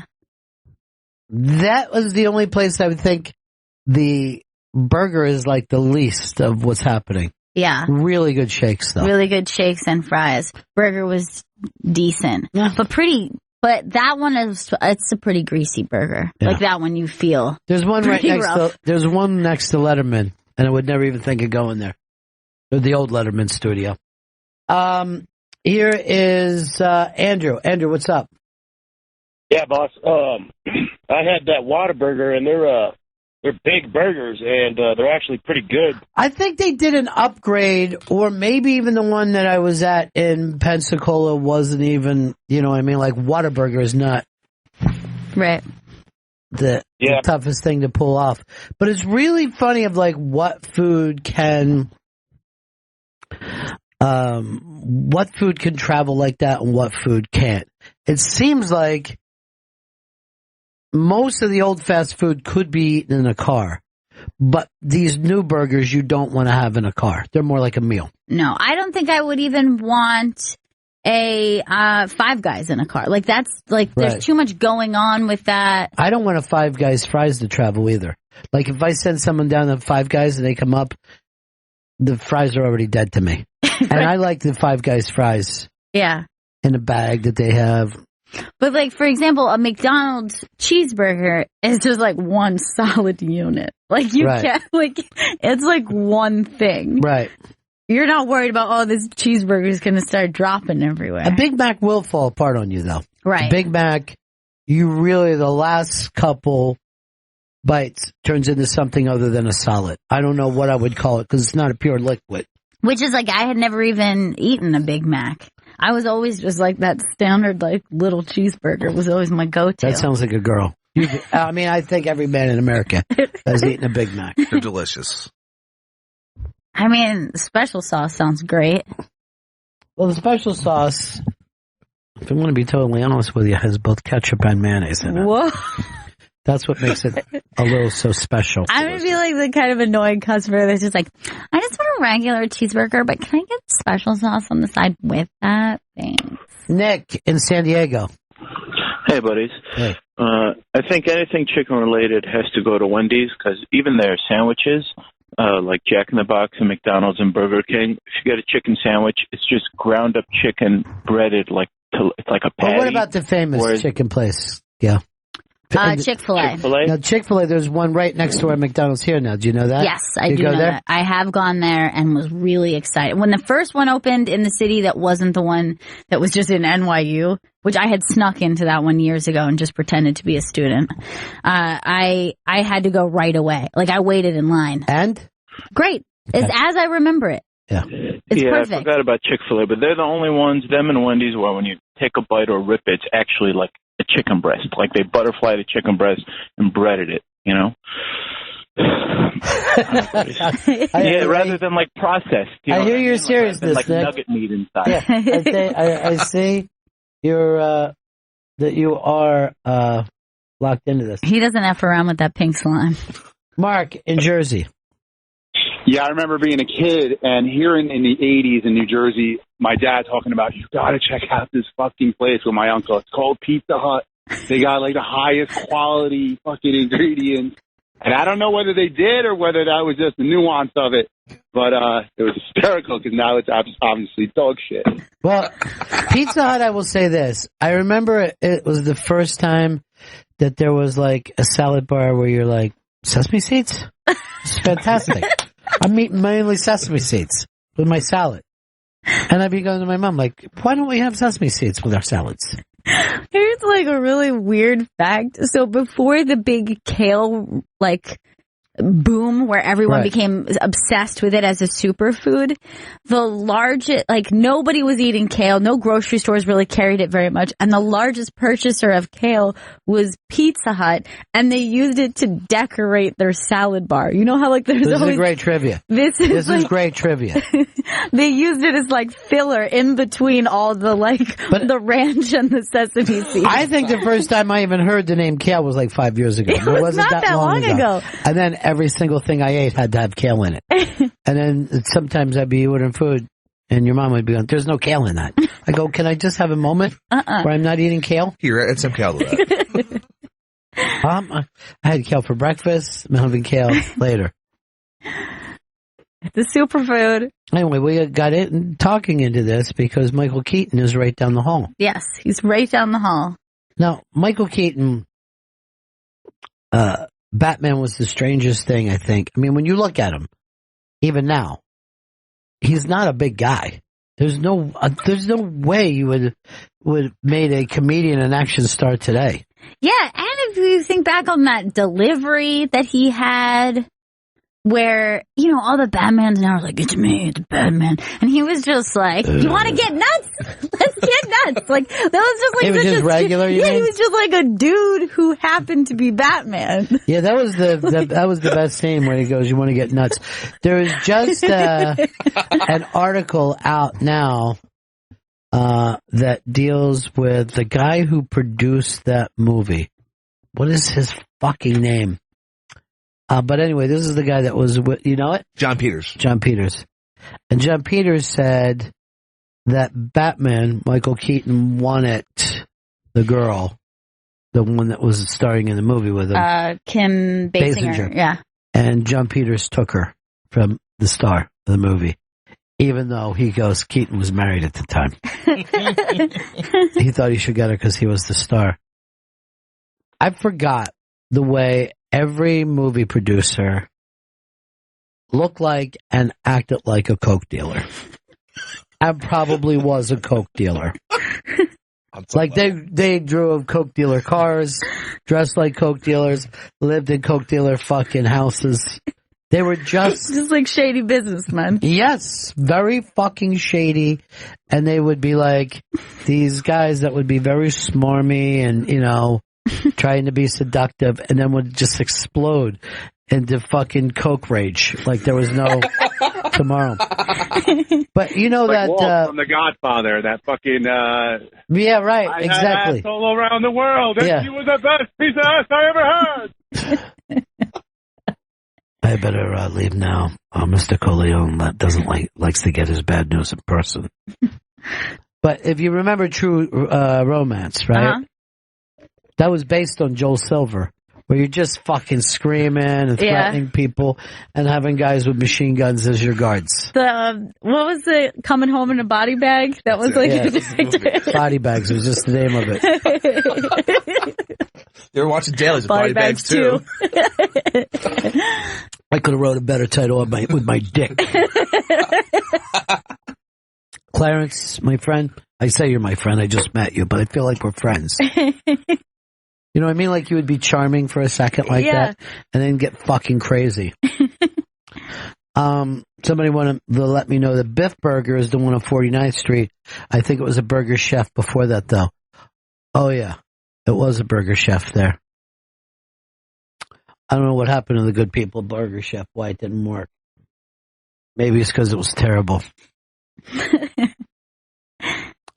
Let's break again. This is Bennington. That's James and their great song, Laid. They'll be appearing at the inaugural ball on Friday. What? Doing this song. No. Yeah, this is what Trump and Melania are walking into. No. Why? Why? This bed is on fire with passion and love. Well, not just Beast That would be actually really cool. I know, I'd fucking love it. I actually really changed my opinion on him. You're like, you know what? This guy's pretty cool. He's actually pretty cool. He's edgy. He's fucking edgy, man. I mean, he comes at you hard. He comes at you hard.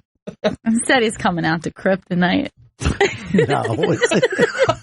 Well, they're playing. They're playing the inaugural ball. 3 doors down is one of. Yeah. Yeah, but you know how many inaugural balls there are? There's like fucking 80 of them. I thought or maybe he was playing I don't know, what's the first inaugural ceremony when they have like people play before? You mean on the steps? Yeah. No, I doubt very much you're going to put Kryptonite. I'd rather see him just cover Superman's Dead. We only do Superman-related songs. I heard your tune. It's not very Superman-y. Oh, Superman. Oh, Mom and Dad. If he came out to that, I'd be fucking going nuts. Oh, Mom. Oh, Mom and Dad. Fucking amazing. But it's like a 20-minute song. Hello? I'm not home right now. Jesus Christ, this feels like we stayed up all night. When you get into this kind of weird shit. It's a little loopy. I don't know. This is Friday, right? The inauguration? Friday, yeah. I don't even know if I can make it there in time to sing something. This bed is on fire with passion and love. No backing band, just you swinging around. I would love to do it. You know what I was thinking about too? I'll start the song when I'm on the other side of the curtain. Let the place go crazy when I come walking out. It's him. Yes, it's the guy who didn't record the song. He's great. As bad as on fire. Hi, everybody. We'll be getting going in just a few moments. Who's ready for the 45th president? As bad as on fire. I would fucking love it. They ought to just have some fun with it. You know what I mean? Like they have fun. Yeah. I can't believe they didn't even get the Beach Boys to play. I mean, it seems like something the Beach Boys would show up for. At least Mike Love. Yeah, well, he calls himself the Beach Boy now. He's the last Beach Boy. We have a Beach Boy. Look, I'm wearing a fucking captain's hat. I don't know what gets into him in those weird hats. I know. He couldn't take 2 flights and still hit cool. I don't know how far he has to go. Maybe it's a space shot now. Give me something else everybody wants to talk about today. Well, Vito hasn't even been involved at all. Yeah, you got something instead of Vito? Yeah, because I don't trust Vito. What do you got, Veets? If you had to make a decision, I want to point this out. Yesterday, you were getting called Speedo by Louis Anderson. Yes. And then Adam Ferrara thought that you were just a fucking freak of nature. Yeah, he called it SeaWorld. Man. I realized afterwards that it was 2 opposite problems. Like, Louis was like, wanted to talk to him when he was looking away, and then Adam was just like, stop looking at me, Vito. He did not want you looking at him. Not one bit. You freaked him out. You need to change with each guest preference. I don't know if I've ever met anyone as likable as Adam Ferrara. Yeah, he is so and his name's like a little magical, right? Yeah, he's like, I mean, his personality and just like general warmth. Like, I saw him like just like hanging out with Jen, like they've known each other for years. He's a charmer. Vito, what is it that you want to say, or do you want to change your? Is this just about change your name to Speedo? No, it's not about changing my name to Speedo. But if you had to make a choice between you could never use a smartphone again, or you could never use a credit or a debit card again. So meaning you can't go to an ATM. If you want to pull out money, you got to go to a bank. You can't do electronic transfers, or you don't have the luxury of a cell phone. It's not close. With a fucking cell phone, you can transfer money. Yeah, and also I think that I would be less irritating I would be less irritating because then I would just be like, you know those kind of smokers who say they quit but they just keep bumming cigarettes? Oh, that would be me with people's smartphones. I'd be like, hey, where is that place? Hey, look up the guy in that movie. What was he in? And they'd be like, can you just get a smartphone? No, I wanted to keep my debit card. I'm going to tell you something. You're a child when you don't have enough money in your pocket. You got to go to your fucking ATM. You know what I mean? You gotta have that's what the kids do when they don't always have money. When you have fucking some money put away, you have money in your pocket. I never have cash on me just because you're a child and you're fucking in debt to the. Well, that, but also I can just Venmo is such a popular thing where I don't have to. If I have to give a friend money, I just can do it through my phone. Vito got me on Venmo, and I'm pretty interested in it. Problem is, right now, he's like my only Venmo friend. Chris. This is the fucked up thing about Venmo. It's a money app that's like social too. So you see all your friends what they're paying each other for. I don't like it at all. So if we go out and we want to go Dutch, but we don't have cash to split it, one person puts it on the card, then you just Venmo that money to them. I can't stand that. And you put a description of what it is with either words or emojis. Yeah. And then you send it to them. And it's weird. Public, so everybody can see what you're paying. Why? People. Yeah, that's the problem. Why? That I wouldn't like because what I spend my money is on my business. It is your business. I don't understand why millennials hate cash so much. I use a card far more than cash for sure. Let me just reach into my pockets. Mm-hmm. Oh my God. Cash. So much cash money. Cash. This is for all of us? It's cash. Guys, cash. It's just cash that people have on them. People don't walk around without. I got just a ton of fucking ones because this has changed now. A one is the lowest I'll go with change. You have? I got $2. I'll tell you right now, I know for a fact I have $2 in change on my person. Peter, what about you? I have a 20 on me. That's pretty good. But it's just because I got tipped on a party this weekend. That shouldn't be in here. A blowjob party? Was it a head train? They run a head train on you? No, it was Evan's 6th birthday Get party. on board. Okay, I'm wrong. I have $1 and change. And not much change, because I don't really like change. Look at this. You're just living in a sea of cash. Take that. Thank you. You guys, I got a 20. Good. Take your tens with you. Why do I have so many tens? What the fuck kind of shit is this? Wait, that's your money right now? That's weird, yeah. I didn't even know I had this in my wallet. Oh, you know what you did? Because you haven't looked in your wallet in fucking 3 years. I'll tell you what you did. I can tell you right now by the shape of it, the crispness. Yeah, crisp. You were probably drunk as hell, and you probably went to an ATM, and some of those ATMs spit out 10s instead of 20. You got one of those weird $10 ATMs. Nice. That's what you got. Yeah, stay away from that, Chris. Please. But I would give up the cards in a heartbeat. I'm going to start going to check cashing place again. Get my check, cash it in, get a nice pile of cash, get the hell out of there. All right, you had the thing of what most millennials are worth in this country. Yeah, the average net worth of people. A network of people between 18 and 30 in this country. What do you think? What do you think it is, Gail? Oh my I'm God! not gonna bother with Vito. I can't imagine. Between 18 and late 20s, this is all your assets, everything you own, correct? And every physical, it's got to be something like $1,000. It's got to be nothing too grand. Negative $17,600. Oh, because of the debt. Yeah. Yep. That's the average net worth of people between 18 and 30 in America is negative $17,000. Thank you, U.S. educational system, trying to push all these kids into liberal arts degrees. Thank you for what you've fucking done to these idiots. Thank you, man. Thank you, man. Thank you for the education, man. Thank you, Dan. You're right. Mine just goes into strong bad. You didn't used to.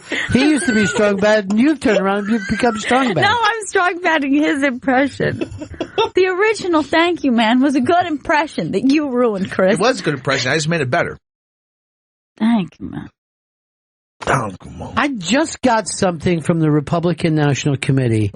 They asked me if I could come to the inauguration and sing Someone Saved My Life Tonight, Sugar Bear. And I don't want to. Do it. It's too stupid. I love that song. I don't even understand it. Sugar Bear. Sugar Bear. You almost had your hooks in me, didn't you, dear? Are you going to be like singing it at Trump? Like, do you get to do it like, Well, one thing I'm going to do is hold the mic cord up over my head so the mic is just swinging back and forth in front of me. Because I've never seen anyone do that before. You nearly had me up the tide. Because I could kind of see you in like kind of like your Bette Midler to the Carson moment, where like you could be like looking at him and. What I really want to do is taking care of business. Yeah, but that would be great. Remember when Vito couldn't even find the fucking hook after 3 days? The thing I asked him to find. Take good care of my business every day. Oh yeah, when that's I'm away. right. I forgot about that. So did he, apparently, right? Yeah, I forgot about that. Why? I don't know. I just completely forgot. Because I asked it? No, it just slipped my mind. Connor has been working with us on our next GPS. We're looking at Seattle sound. Mm-hmm. A sound of garden, if you will. Very good. I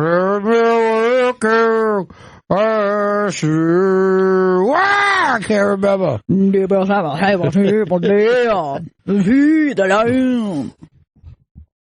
There's something about that fucking band, though. I gotta admit, I will fucking turn that song up tonight.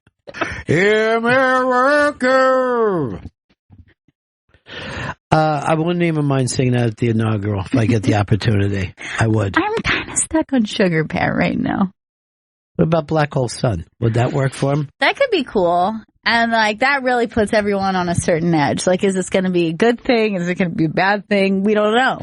Would it be weird if I sang Black Hole Sun and I was pointing at his son's asshole? Black Hole Sun, there it is. Now, this came up the other day.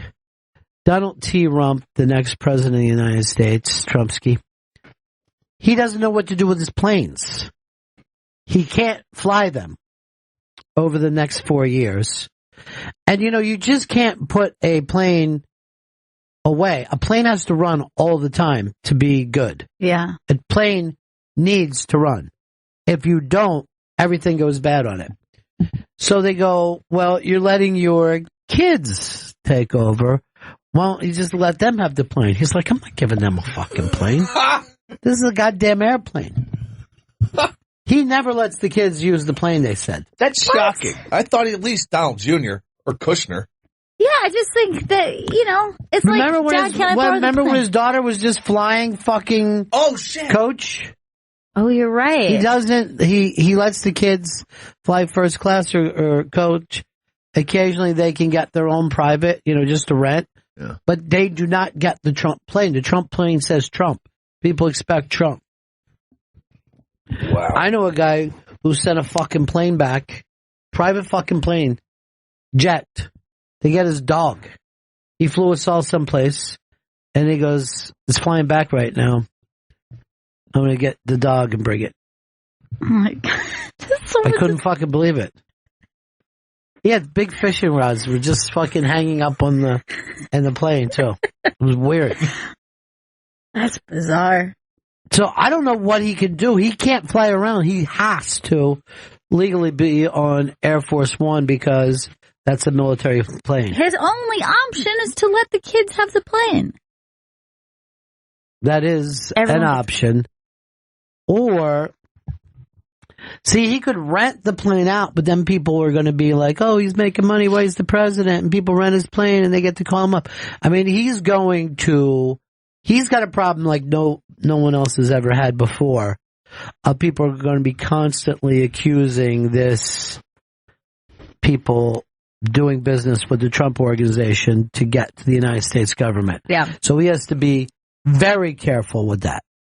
I mean, it's something he could get impeached for at any second. There's no way he can rent them out because people will start like posting shit on Instagram or whatever. Like they'll just be all over social media. That can't happen. Why? I think they'll be just mocking him out the entire time, depending on who rents out the plane. What are you saying? Like, you don't know how much fucking expensive it would be to rent that That's a really plane? expensive joke. Yeah. That joke You're is not a good one. Look, I'm rubbing my dick on Donald Trump's plane. I'm sure some hanger-on of a really rich guy would do that. That's what I'm thinking. That's why you can't rent them out. Are you writing a screenplay, or are you telling me this is a real scenario that you think would happen? Eric in Kentucky. Hey, y'all. It was probably, I don't know, 2 or 3 years ago, maybe more. Donald Jr. was on O&A and was talking about the fact that he flies coach everywhere. And it's like a point of pride for him. Well, you got to say that. When your dad doesn't let you use the plane, you're like, I'd much rather fly coach. I can't stand being in that plane. Like they can fly in the plane when they're with him, but as far as I know, Melania doesn't even fly around. Really? Yeah. There was this thing with his daughter told this story. This is when Trump was married to Marla Maples, and she wasn't there when she was running late, and Trump just said, take off. Just go. I'm not fucking hanging around waiting for her here. God. I want to get to Mar-a-Lago. And, Ivanka was like, I learned that time, always be punctual for everything. Because even if you're married to the person, they can still take off on you. Holy shit. And Marla Maples had to catch a bus and go down. Wow. Now, Marla Maples and the daughter is Tiffany Trump, right? There was a story that they said to the hairdresser, they both want to go to the big inauguration, do our hair, and we'll tweet that you did it instead of paying. We'll get you known that you're the person who did our hair. And the hairdresser was like, I don't know what the fuck you're talking about. I gotta get paid. I gotta get paid. I don't give a shit about you. Ain't paying me on tweets. That's a weird thing to bring up on your own, too. Like, if someone offers that, but to just be like, I have quite a lot of followers, and this tweet is worth millions. Give me a sandwich, and I'll tweet out right now that you make a good sandwich. Give me 2 hot dogs. All right. If not, then I'm just going to have to Venmo the money. I don't have the cash. I've been pushing this off all day, but George H.W. Bush and Barbara Bush both hospitalized at the same time. Both are sick. Wow. Probably with that flu that's going around. Yeah, There's a really bad flu going around. I got flu shots, so I'm immune to everything. Oh, did you get your flu shot? Yeah. I never have gotten one. I got one in my neck this year. I'm so worried about it. It's not bad. It just feels like you got a needle in your neck. That's bad. Can I ask you, when you get the flu shot, where do they give it to you? Neck. No, come on. Neck or throat. Sometimes I'll just get it right on the Adam's apple. No. I don't even have one They of put those. it in your fucking arm like any shot. Like in the meats, you're saying? No. Okay, so like just up here? Yeah, they're not taking blood. They're giving you. Oh, right. That's where you take blood. Yeah. I don't let anyone in that area, so. Well, if you got to give blood, you got to give blood. Got to. Thanks for backing me up, Chris. It gets lonely out there without you saying yes, sir, every 5 fucking seconds. You know what? You seriously sometimes make Speedo look like a fucking stud over there. A stud? I might put him out to stud service. Our young producer is breeding age. Jerry in Toronto. Hey, I think Trump should let the kids use the plug, the gas when they bring it home. What happened? He said Trump should let the boys use the plane if they fill it with gas before they bring it home. He was doing a joke about using the car. Trump doesn't even want to use the Air Force One that Obama had. He doesn't want to be on the same plane? No. Can he Trumpify? Even after. Can he make his Trump plane Air Force One? No. You can't? No, because this thing has guns on it and everything else.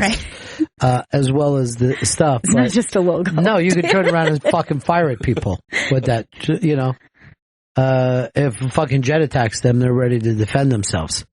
But Trump called the plane that Obama went around on Soul Plane. Oh, my goodness. He shouldn't have said that. Why, you take that the wrong way? No, I think I take it the way it's intended.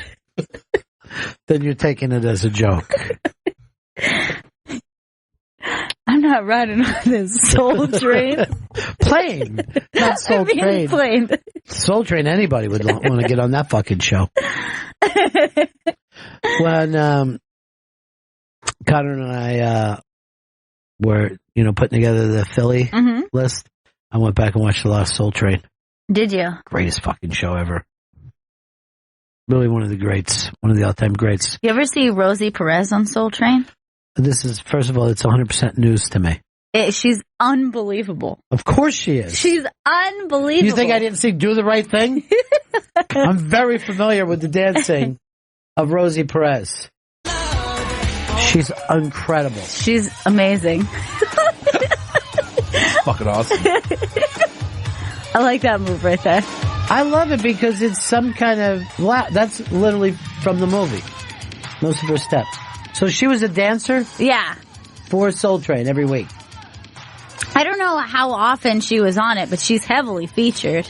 She always, she gets a lot of time on the show.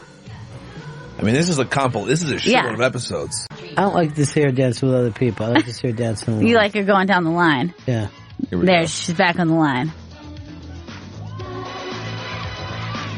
I like everything about Rosie Perez. Me too. Oh, fuck. Her outfits are incredible. Gail Meets Girls is available. The new episode is available on the interrobang.com for download. You can also go to iTunes to download and subscribe. Carly Aquilino and Emma Willman on this episode. Two great people, by the way. So funny. So, okay, I have a question for you guys. This is a PC&D. Mm-hmm. This is PC&D. a PC&D. PC&D. Please. PC&D. PC&D. Should we bring the youngsters in for this? Yeah, let's have the youngsters. Connor hasn't spent any time. Let's bring Connor and Jen in. The young guns. Yeah, young guns. So these are Emilio Estevez's right now. Okay? God, I love that movie. Yes, I know you do, Chris, because once a week you bring it up. Yeah, I'm like, Ron, Young Guns. Ever think about it? Yeah. I did last week when you brought it up. He likes Young Guns. He's calling you guys the Young Guns. I hope you don't hate that. I'm into it. I'm calling you Guns N' Roses right now. Or the LA Guns. I don't know what I'm doing. That's cool. Yeah. All right, PC&D. PC&D. PC&D. Everyone's PC&D. You have to say. PC&D? Yeah. PC&D. PC&D. Now, explain to Connor what it means. Okay, so PC&D is a game a friend of mine came up with. PC&D, pro, con, neutral, deal breaker. I'm going to give you a scenario that a potential partner might have this quality or aspect of their life or this physical attribute, and you have to tell me if this is a pro for you, a con, is it neutral, you don't care either way, or is it a total deal breaker? Okay. All right. PC&D. PC&D. Has a crazy baby mama or baby daddy. That would be. It should be a deal breaker if you're sane, but I get backed into it where I'm like, good, let's fucking do that. Right. So I'll say I'm neutral. You're neutral to it. You're totally fine with it. Yeah, I could never act like it got to me. I could never be like, I like you, but your ex is. I would rather just go, remember that fucking piece of garbage you were with before? He's on the fucking phone right now. I would punish her every day for her bad judgment. All right, Chris, PC&D. PC&D. Is it a pro, con, neutral, deal breaker? It's a con, mostly because they have a kid. But the crazy person, whatever. Yeah. Okay, I think it's good to use against. By the way, fight. you're getting to be the age where that's not, that's going to be a You're not going to get anything but that. Yeah. You're going into that territory. There is a time if you wait to marry, okay? Yeah. To take a bride. Which I am. That you're like, well, there's not going to be anybody other than people who have kids. Yes, they're going to be mostly divorcees. That's bad. But so it's still a con for me. It would be a con Not only because of the kids, not because of a crazy baby daddy. Yeah, I'd be pissed. Jen. I hate people who act like they couldn't make a good step parent, too. I know, that is shitty. It just means that you can't love children, and that's despicable. By the way, and an aside, if they just had a kid, I would call that a pro. I think that would be fun. It would be fun. And then you wouldn't have to worry about almost like always just like the same boring dates. Like sometimes you could do stuff with a kid. Like I like those movies where someone drops off a kid. You're like, this is your kid. And he's old enough to play with now, but I can't handle him anymore. And then you have to be like, I've learned to become a good dad. I'm a new dad. That's so much better than even being in a family. Jen, if they have a crazy baby mama or baby daddy. Let's face it, she has nothing but this in her life. I bet you, I'm willing to say you've already faced this. Am I right? Not yet. Oh, okay, I'm shocked. And usually I would be like calm because I never really wanted kids and like, no. But now I'm open to it. And now that I know how much I love, when I like a guy, I really like him. So I think I'll be pro. I like pro. Yeah, I think I'd be pro. Whoa, shocker. I like the drama a little bit. Yeah. Telling her, no, he's my man now. See, she does like that. I was gonna say I have like kind of a similar thing because it's like they have a kid and then also you're like, I'm not as bad as this broad. Right. You know what I mean? You have a lot of leverage when they have a crazy ex. No, I agree with that. You're just like, oh, okay. Well, at least I'm not running around like a hooker. But when you hate it if the kid hated you, like that would really get to me. Yeah, that's You're not my dad. Yeah, Right. that's almost like a whole different that I think is interesting. It's just like has a kid that hates you. Yeah, when they started that, Carl ate all the food. Like I fucking brought the food back here for everybody. Carl paid for that food, young man. Did you tell Carl thank you? No, I didn't tell Carl thank you. I hate when a child can make your name seem like they're saying Just like shit. an insult. Yeah. PC and D. PC and D. No, I'm gonna guess on Connor. Deal breaker. Oh yeah. Yeah, I knew it. Yeah, I knew it. Seems like the kind of guy. Connor, this is my bet about him. He can walk away from anything. He could walk away from true love. Yeah. You think you could? Really? Because it would just be like, that's shenanigans. I'm not dealing with it. Yeah. Like if I got deep into it already and she was like, there's something I need to tell you. I'd be like, see you later. God! There are certain people that don't want an extra t-shirt in their suitcase, right? Right. He's one of those guys. Wow. It depends. Like if I was older, yeah. But like right now, girls also 23. Yeah. Yeah. It's a little odd. All right. When you think that you're going to change as you get older, you won't. Probably You're not. going to stay exactly the same. There's certain dudes. I know these certain, like Vito is going to stay through sickness and health. There's no doubt. Oh, yeah. He'll be a good partner. Yeah. Yeah, I'm totally pro on the child. The Of course crazy you baby are. mom. Somebody for you to talk to. Yeah. Somebody I who love has kids. your interests. We can hang out. I could take the kid to Chelsea Piers. We could go rock climbing together. You're going to end up dropping that kid off the fucking pier. I don't want you taking that child anywhere near water. Or any height. Now, what about the scenario that we brought up where they have a kid, but he hates you? Like us. Just think the way we think about you. Imagine a child in your life. Like I've dealt with like kids who like are really like shitty little kids, and it kind of gets fun to argue with a little kid after a while. Oh God! Like when like a kid really doesn't like you, and you're just like fucking like going at it, and you're like, oh wait, this is a 6-year-old. Chris Stanley has his hands up as though somehow he's going to be accused of something. Going at it with the kid? That sounds fucking horrifying. Just interacting with them. No. I don't think I've ever met someone who fears children the way Chris does. I know. I had another producer, J-Dubs. Here's the two things he feared. He couldn't be alone with a child of any kind, and he couldn't look or eat mayonnaise. And I'm like, something happened to you, dude. That's a thing. When you were a child. That is an absolute And thing. he had the same thing of Chris. He was always afraid he was going to be accused of child molestation by the kid. That's such a bizarre fear. Because look, it's such a. I'm not saying it's not something to fear, but it's just like it wouldn't even cross my mind. who's going to believe the kid? Who's going to believe the kid or me? I'm fucking. First of all, I'm going to believe the kid because you did it. The fact that you're this guilty, you did do it. Yes, you did. This is for real. You didn't think about it. We were standing out front, and there's these two little kids, like family of like tourists, and they're like playing around. The little kids like running around the courtyard, and they're kind of like running around the tree. And every time they get close to Chris, he physically like moves his body away, and a couple times even made this sound.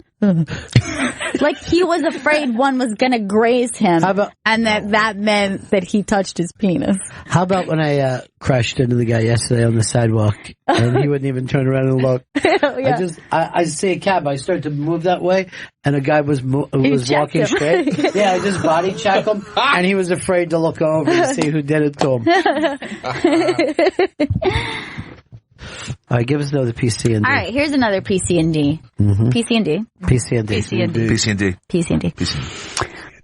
Is a avid gun owner, like not just like goes to a gun range, but like semi-automatic. Pro. I'm never more than 3 feet from a gun at any time. Right, so you'd like a lady who can match your skill set. I doubt if there is one. I'll just put it out that way.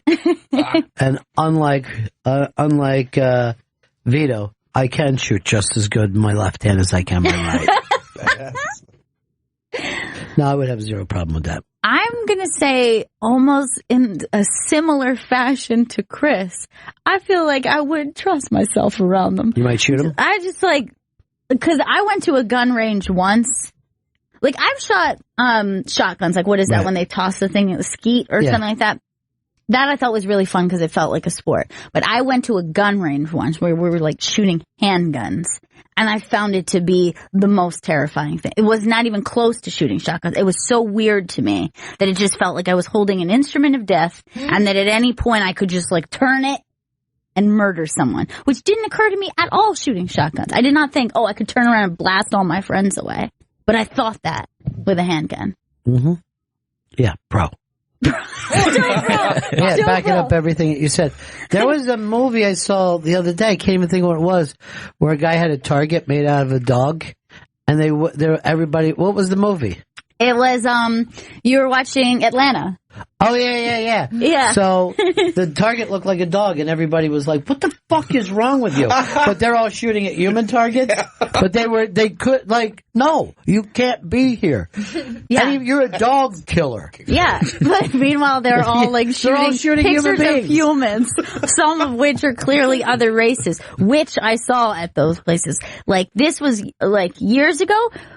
This is, a couple years after 9/11, but it was like, people were just shooting drawings of guys in like turbans and stuff. It was fucking weird. Yeah. It was really strange. Well, you got to do that for when you shoot guys in real turbans. Right. I get that. I understand that. PC and D. PC and D would avid gun owner, serious guns. Jen. Con. Be a con for you. Yeah. You'll take a baby over a gun. So you're saying you like babies more than guns? Yeah, I definitely like babies more than guns. Neutral. I'd play that out. Let's see how that is. Let's see where it goes. I like the idea of playing it out. I'd see where it goes. Does it get weird or like? I'm going to say to the kids, can you guess what Vito's going to say? I am going to say Vito is going to say deal breaker. I think it'll be pro. I'm going to say con.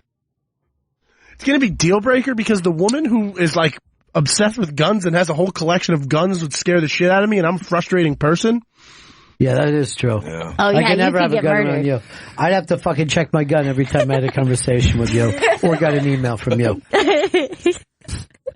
You're lucky that I can't hit something on my computer and shoot you. If there's not just like a little gun thing that I could just hit and you get a bullet in the chest. That's what I hope to invent. Computers that you can shoot each other with. On the Stanley. Pro, I like going to the range. I have no problem with this broad owning a bunch of guns. I like the idea of it. Put it on your Tinder preferences. Got guns? Swipe right. Right is a good thing? Yeah, right is good, thing, yeah. Left is bad. But I always, when I'm playing with his, I always accidentally swipe the wrong way for people. He's not psyched on it. Yeah. All right, give us one more. All right, one more. PC and D. And remember, PC and D, this is a scenario that you already know this person, you like them, you've gone on a couple dates, everything else is great. Everything else is great. Things are getting serious. Might even want to move in with this person. Wow, is that heating up? This is going too fast. No, you are, in this scenario, you are fucking head over heels, okay? All right. Head over heels in love. PC and D. PC and D. PC and D. PC and D. PC and D. PC and D. PC and D. They are allergic to everything and your home cannot have peanuts, cannot have dairy, cannot have maybe even breaker.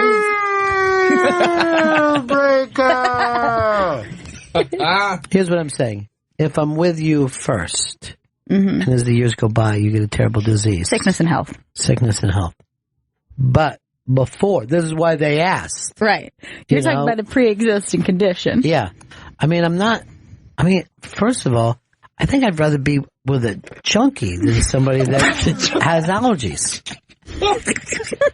I don't even like to be around people who don't like smoke. And somebody says, "Oh, you can't have a peanut in the room." Yeah, this is where I've. It's okay if you can't eat peanuts, but now I can't bring them into the room. Yeah, like you can't have peanut butter in the house. You can't have dairy of any kind. What are you, fucking crazy? Now, if a kid had that, I'm going to adapt. But a potential mate, you're out. I'll be out of there like I'm Connor. I'll be leaving at Connor's feet. Jen. I would be able to live with the person, but I mean, we can't go anywhere. Like we can't go to a bar because I have to check if they have peanuts there. Like that's the issue. Yeah, that also affects your social life. You can't be taking them out to any restaurant. By the way, this is the difference between men and women. That she said, I have to check to see if they have peanuts, because I'd be like, I'm not the one allergic. You want to check around to see if there's going to be peanuts places and milk? That's up to you. You got a phone, right? You gotta go walking around in a spacesuit like John Travolta.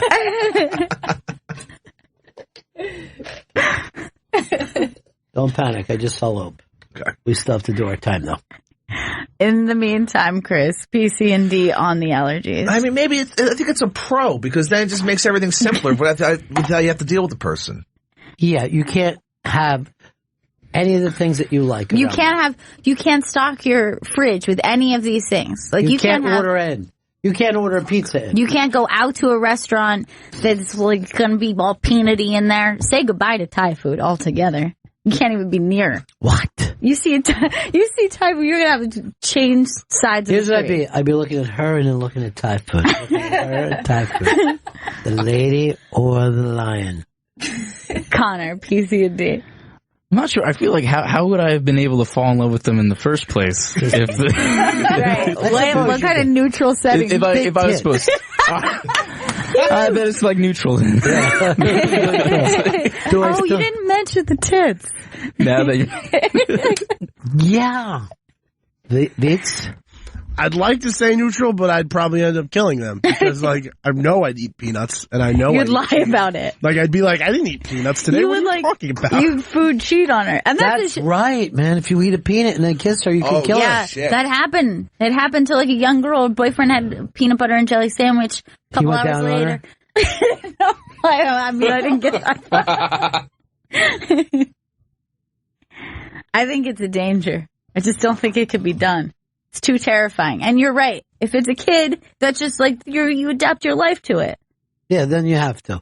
You know what I mean? God's throwing you a fucking curveball. You got to step across the plate and drive it to the opposite fucking. Yeah, and never field. eat a peanut butter and jelly sandwich again. No, not as far as anyone knows. Right. I mean, I could go to Vegas and just order peanut butter jelly. Everybody else is fucking party.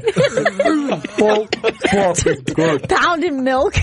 I got crunchy too. I got crunchy, so it's peanuts in the peanut butter. Wouldn't you have thought that crunchy peanut butter would have come first before smooth? I absolutely would. Smooth seems like they've perfected peanut butter. They've made it better. We've got the crunchy out of it. Yeah, but they had to go, hey, what if we took some smooth peanut butter and put peanuts in it?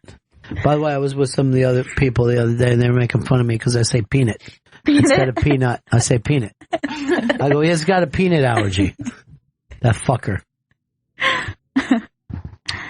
Do we break here, Chris? Yes. Let's take a break and give ourselves a break today at McDonald's. It's Bennington. I'm going to be at the Stand for a couple of shows tonight. Nice. And throughout the weekend. You're the Stand man. I'm trying to get that away from Stanley. Good. I like it. Call me the Stand man from now on. Bum, bum, bum. So Jay Cutler, you're aware of him, the quarterback? Yes, everyone knows who Jay Cutler is from the Bears. His wife posts a picture of them on vacation on Instagram. Mm-hmm. This is the picture. They're sitting on a boat. It's a weird picture, but okay. He looks very bottom heavy. Yeah, He doesn't look like an athlete. Yeah, that's a strange picture. And now people who follow her on Instagram are just trashing the shit out of Jay Cutler. And some people say body shaming him. Yeah, his body does look a little bizarre there. See, here's the thing. Well, first of all, it's a bad picture of him. Really and the body shaming kind of works if you're supposed to use your body to be an athlete. You know what I mean? Right. If you are, let's say, out of shape when you should be, because what your job is to be is in shape. Right. Like they used to get on Barkley, but I thought that Charles Barkley played better with weight than without weight. You know what I mean? Like you think he used But I don't know how he kept weight on. Yeah. I mean, he kept weight on, and you sprint 5 miles a night when you're a basketball player. Like, basketball is the only sport that people are exhausted the entire time. They're mouth breathing the entire time they're playing. And somehow Barkley kept weight on. I don't know. Like, you what was his can't do calorie intake? I'm going to guess he was eating 50 or 60 fucking times a day to keep weight on. Especially at halftime. I saw him one time go up in the stands, grab someone's soda, and just start drinking it. And I'm not making that up. It was the funniest shit. He actually used their straw. I was sucking through their straw. Barkley.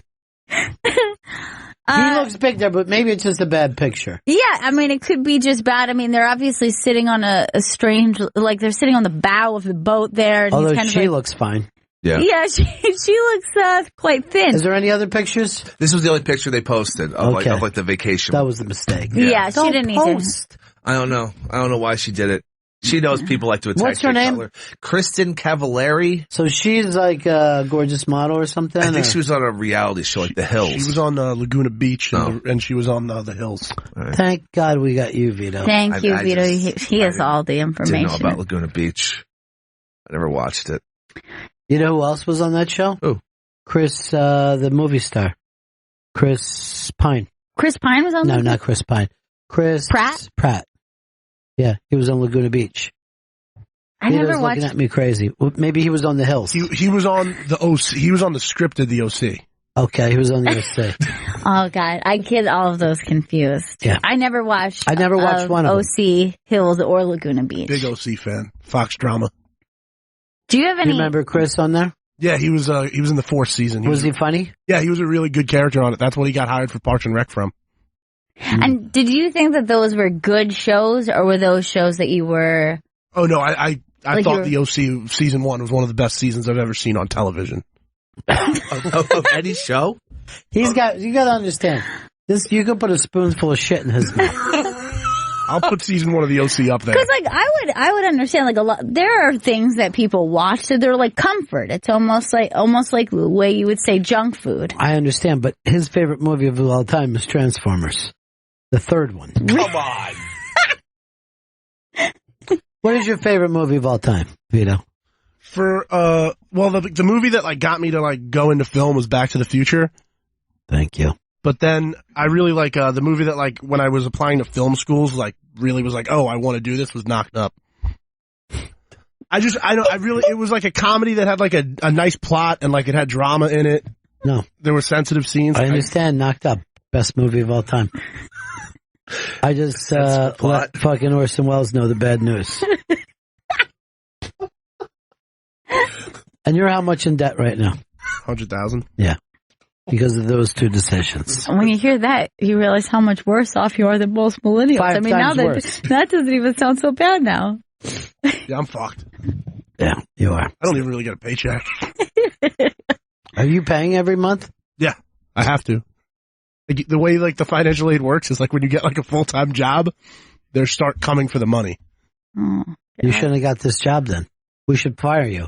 Yeah. Save you 100. If I fired you, I'd make you 100 grand. No, then I'd still be in like the program and I'd still have to keep paying them. What about if you change your name and identity?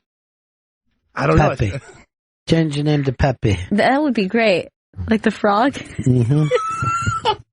Or what do you call him, Chris? Pepe. I don't think Did it's this Pepe. look worse, him being pear-shaped, or the time that he was smoking? They just showed him standing on a corner with a leather jacket. Smoking J Cutler. Let me see this picture because that's hilarious. No, those are the fucking photoshops.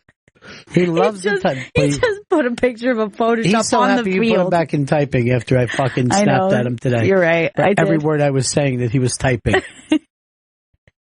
All's coming up is the photoshops. Yeah.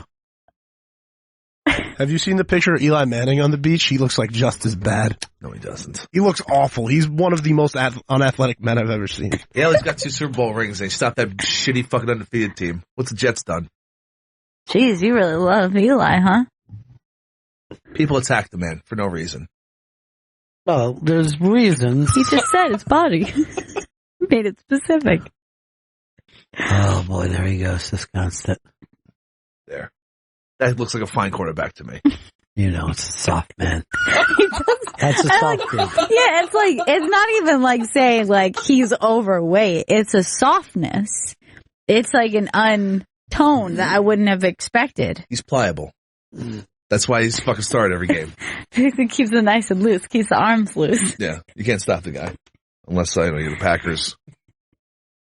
You guys don't watch the Leah Remini show, right? No, I don't. It's fucking fascinating. I wish it was on 24 hours a day. It's just her finding ex-Scientologists and seeing that these people have fallen so far in their belief system. There was a woman on there last night that she was a middle-aged woman. And they made her lick the bathroom floor. And she fucking did it. It's a punishment. Yeah. She was in the hole, as they would call it. And she, on her own volition, and then David Miscavige said to his secretary, slap her face. And the fucking woman slapped her. Like somebody who didn't want to do it. That's how much they believe. Oh my God. That, the ends justify the means. That is so scary. This fucking show is fascinating. Leah's cried almost every episode. And then last night, she explained why she couldn't turn Kevin James. And whatever you say about Kevin James, you got to appreciate the fact that he goes like this. He's got his hand over his face and he goes like this. Don't come at me with that Tom Cruise shit. She goes, I couldn't do anything. She goes, he's so happy in his life. Nothing could have. There was no cracks in his armor. Yes. He was happy every day. He was clear. That's what he was saying. Yes. He was clear or just having the time of his life all the time. Brian, Tennessee. Hey, Bennington. I enjoy the show. Thanks. I had a quick story. You were talking about Charles Barkley, and I grew up in Nashville. I'd go over across the street to Vanderbilt and watch them practice sports, practice basketball. And Charles Barkley was coming to town from Auburn, and he was a big threat, dunking and rebounding. And the students at Vanderbilt ordered 12 Domino's pizzas and had them delivered to the Auburn practice the day before the game so that Barkley could not jump as much. The problem is it never even slowed him down. He liked it. Yeah, I'm sure. Yeah, it didn't bother him at all.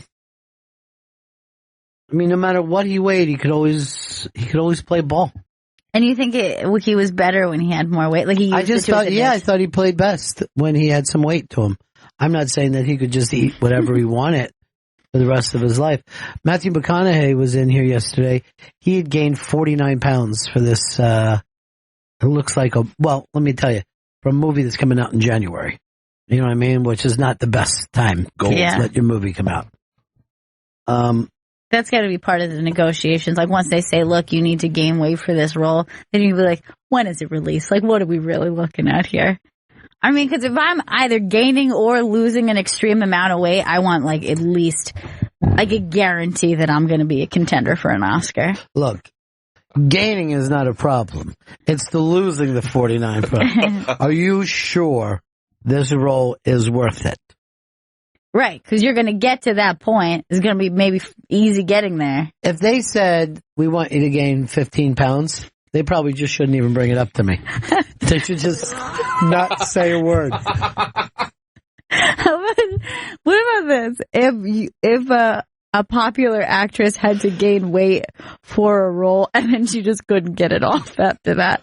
Like she was like a sex symbol before that, and then she's just like, I took this one role. Yeah, I got an Oscar. Margot Robbie is doing that right now. She's gaining weight for a role? Gaining weight to play that girl who crushed the other girl's knee in ice skating. Oh. Monica Seles. Yeah. But the girl who did it to Monica Seles. Tanya Harding? Yes, that's her. Big ass Tanya Harding. But I think she even might be wearing a fat suit. But why do you want to fuck things up, Margot Robbie? You get people see you right now as a sex symbol. Yeah. She's also getting married or just secretly got married to somebody. Oh, really? Yeah. Off the market. She is like hot fire right now. Like she's everyone's big crush. She was. She just did the two worst things you could do, and she's doing it back to back. She gained weight and got married at the same time. Then people are like, this isn't a fantasy for me. This is my own wife.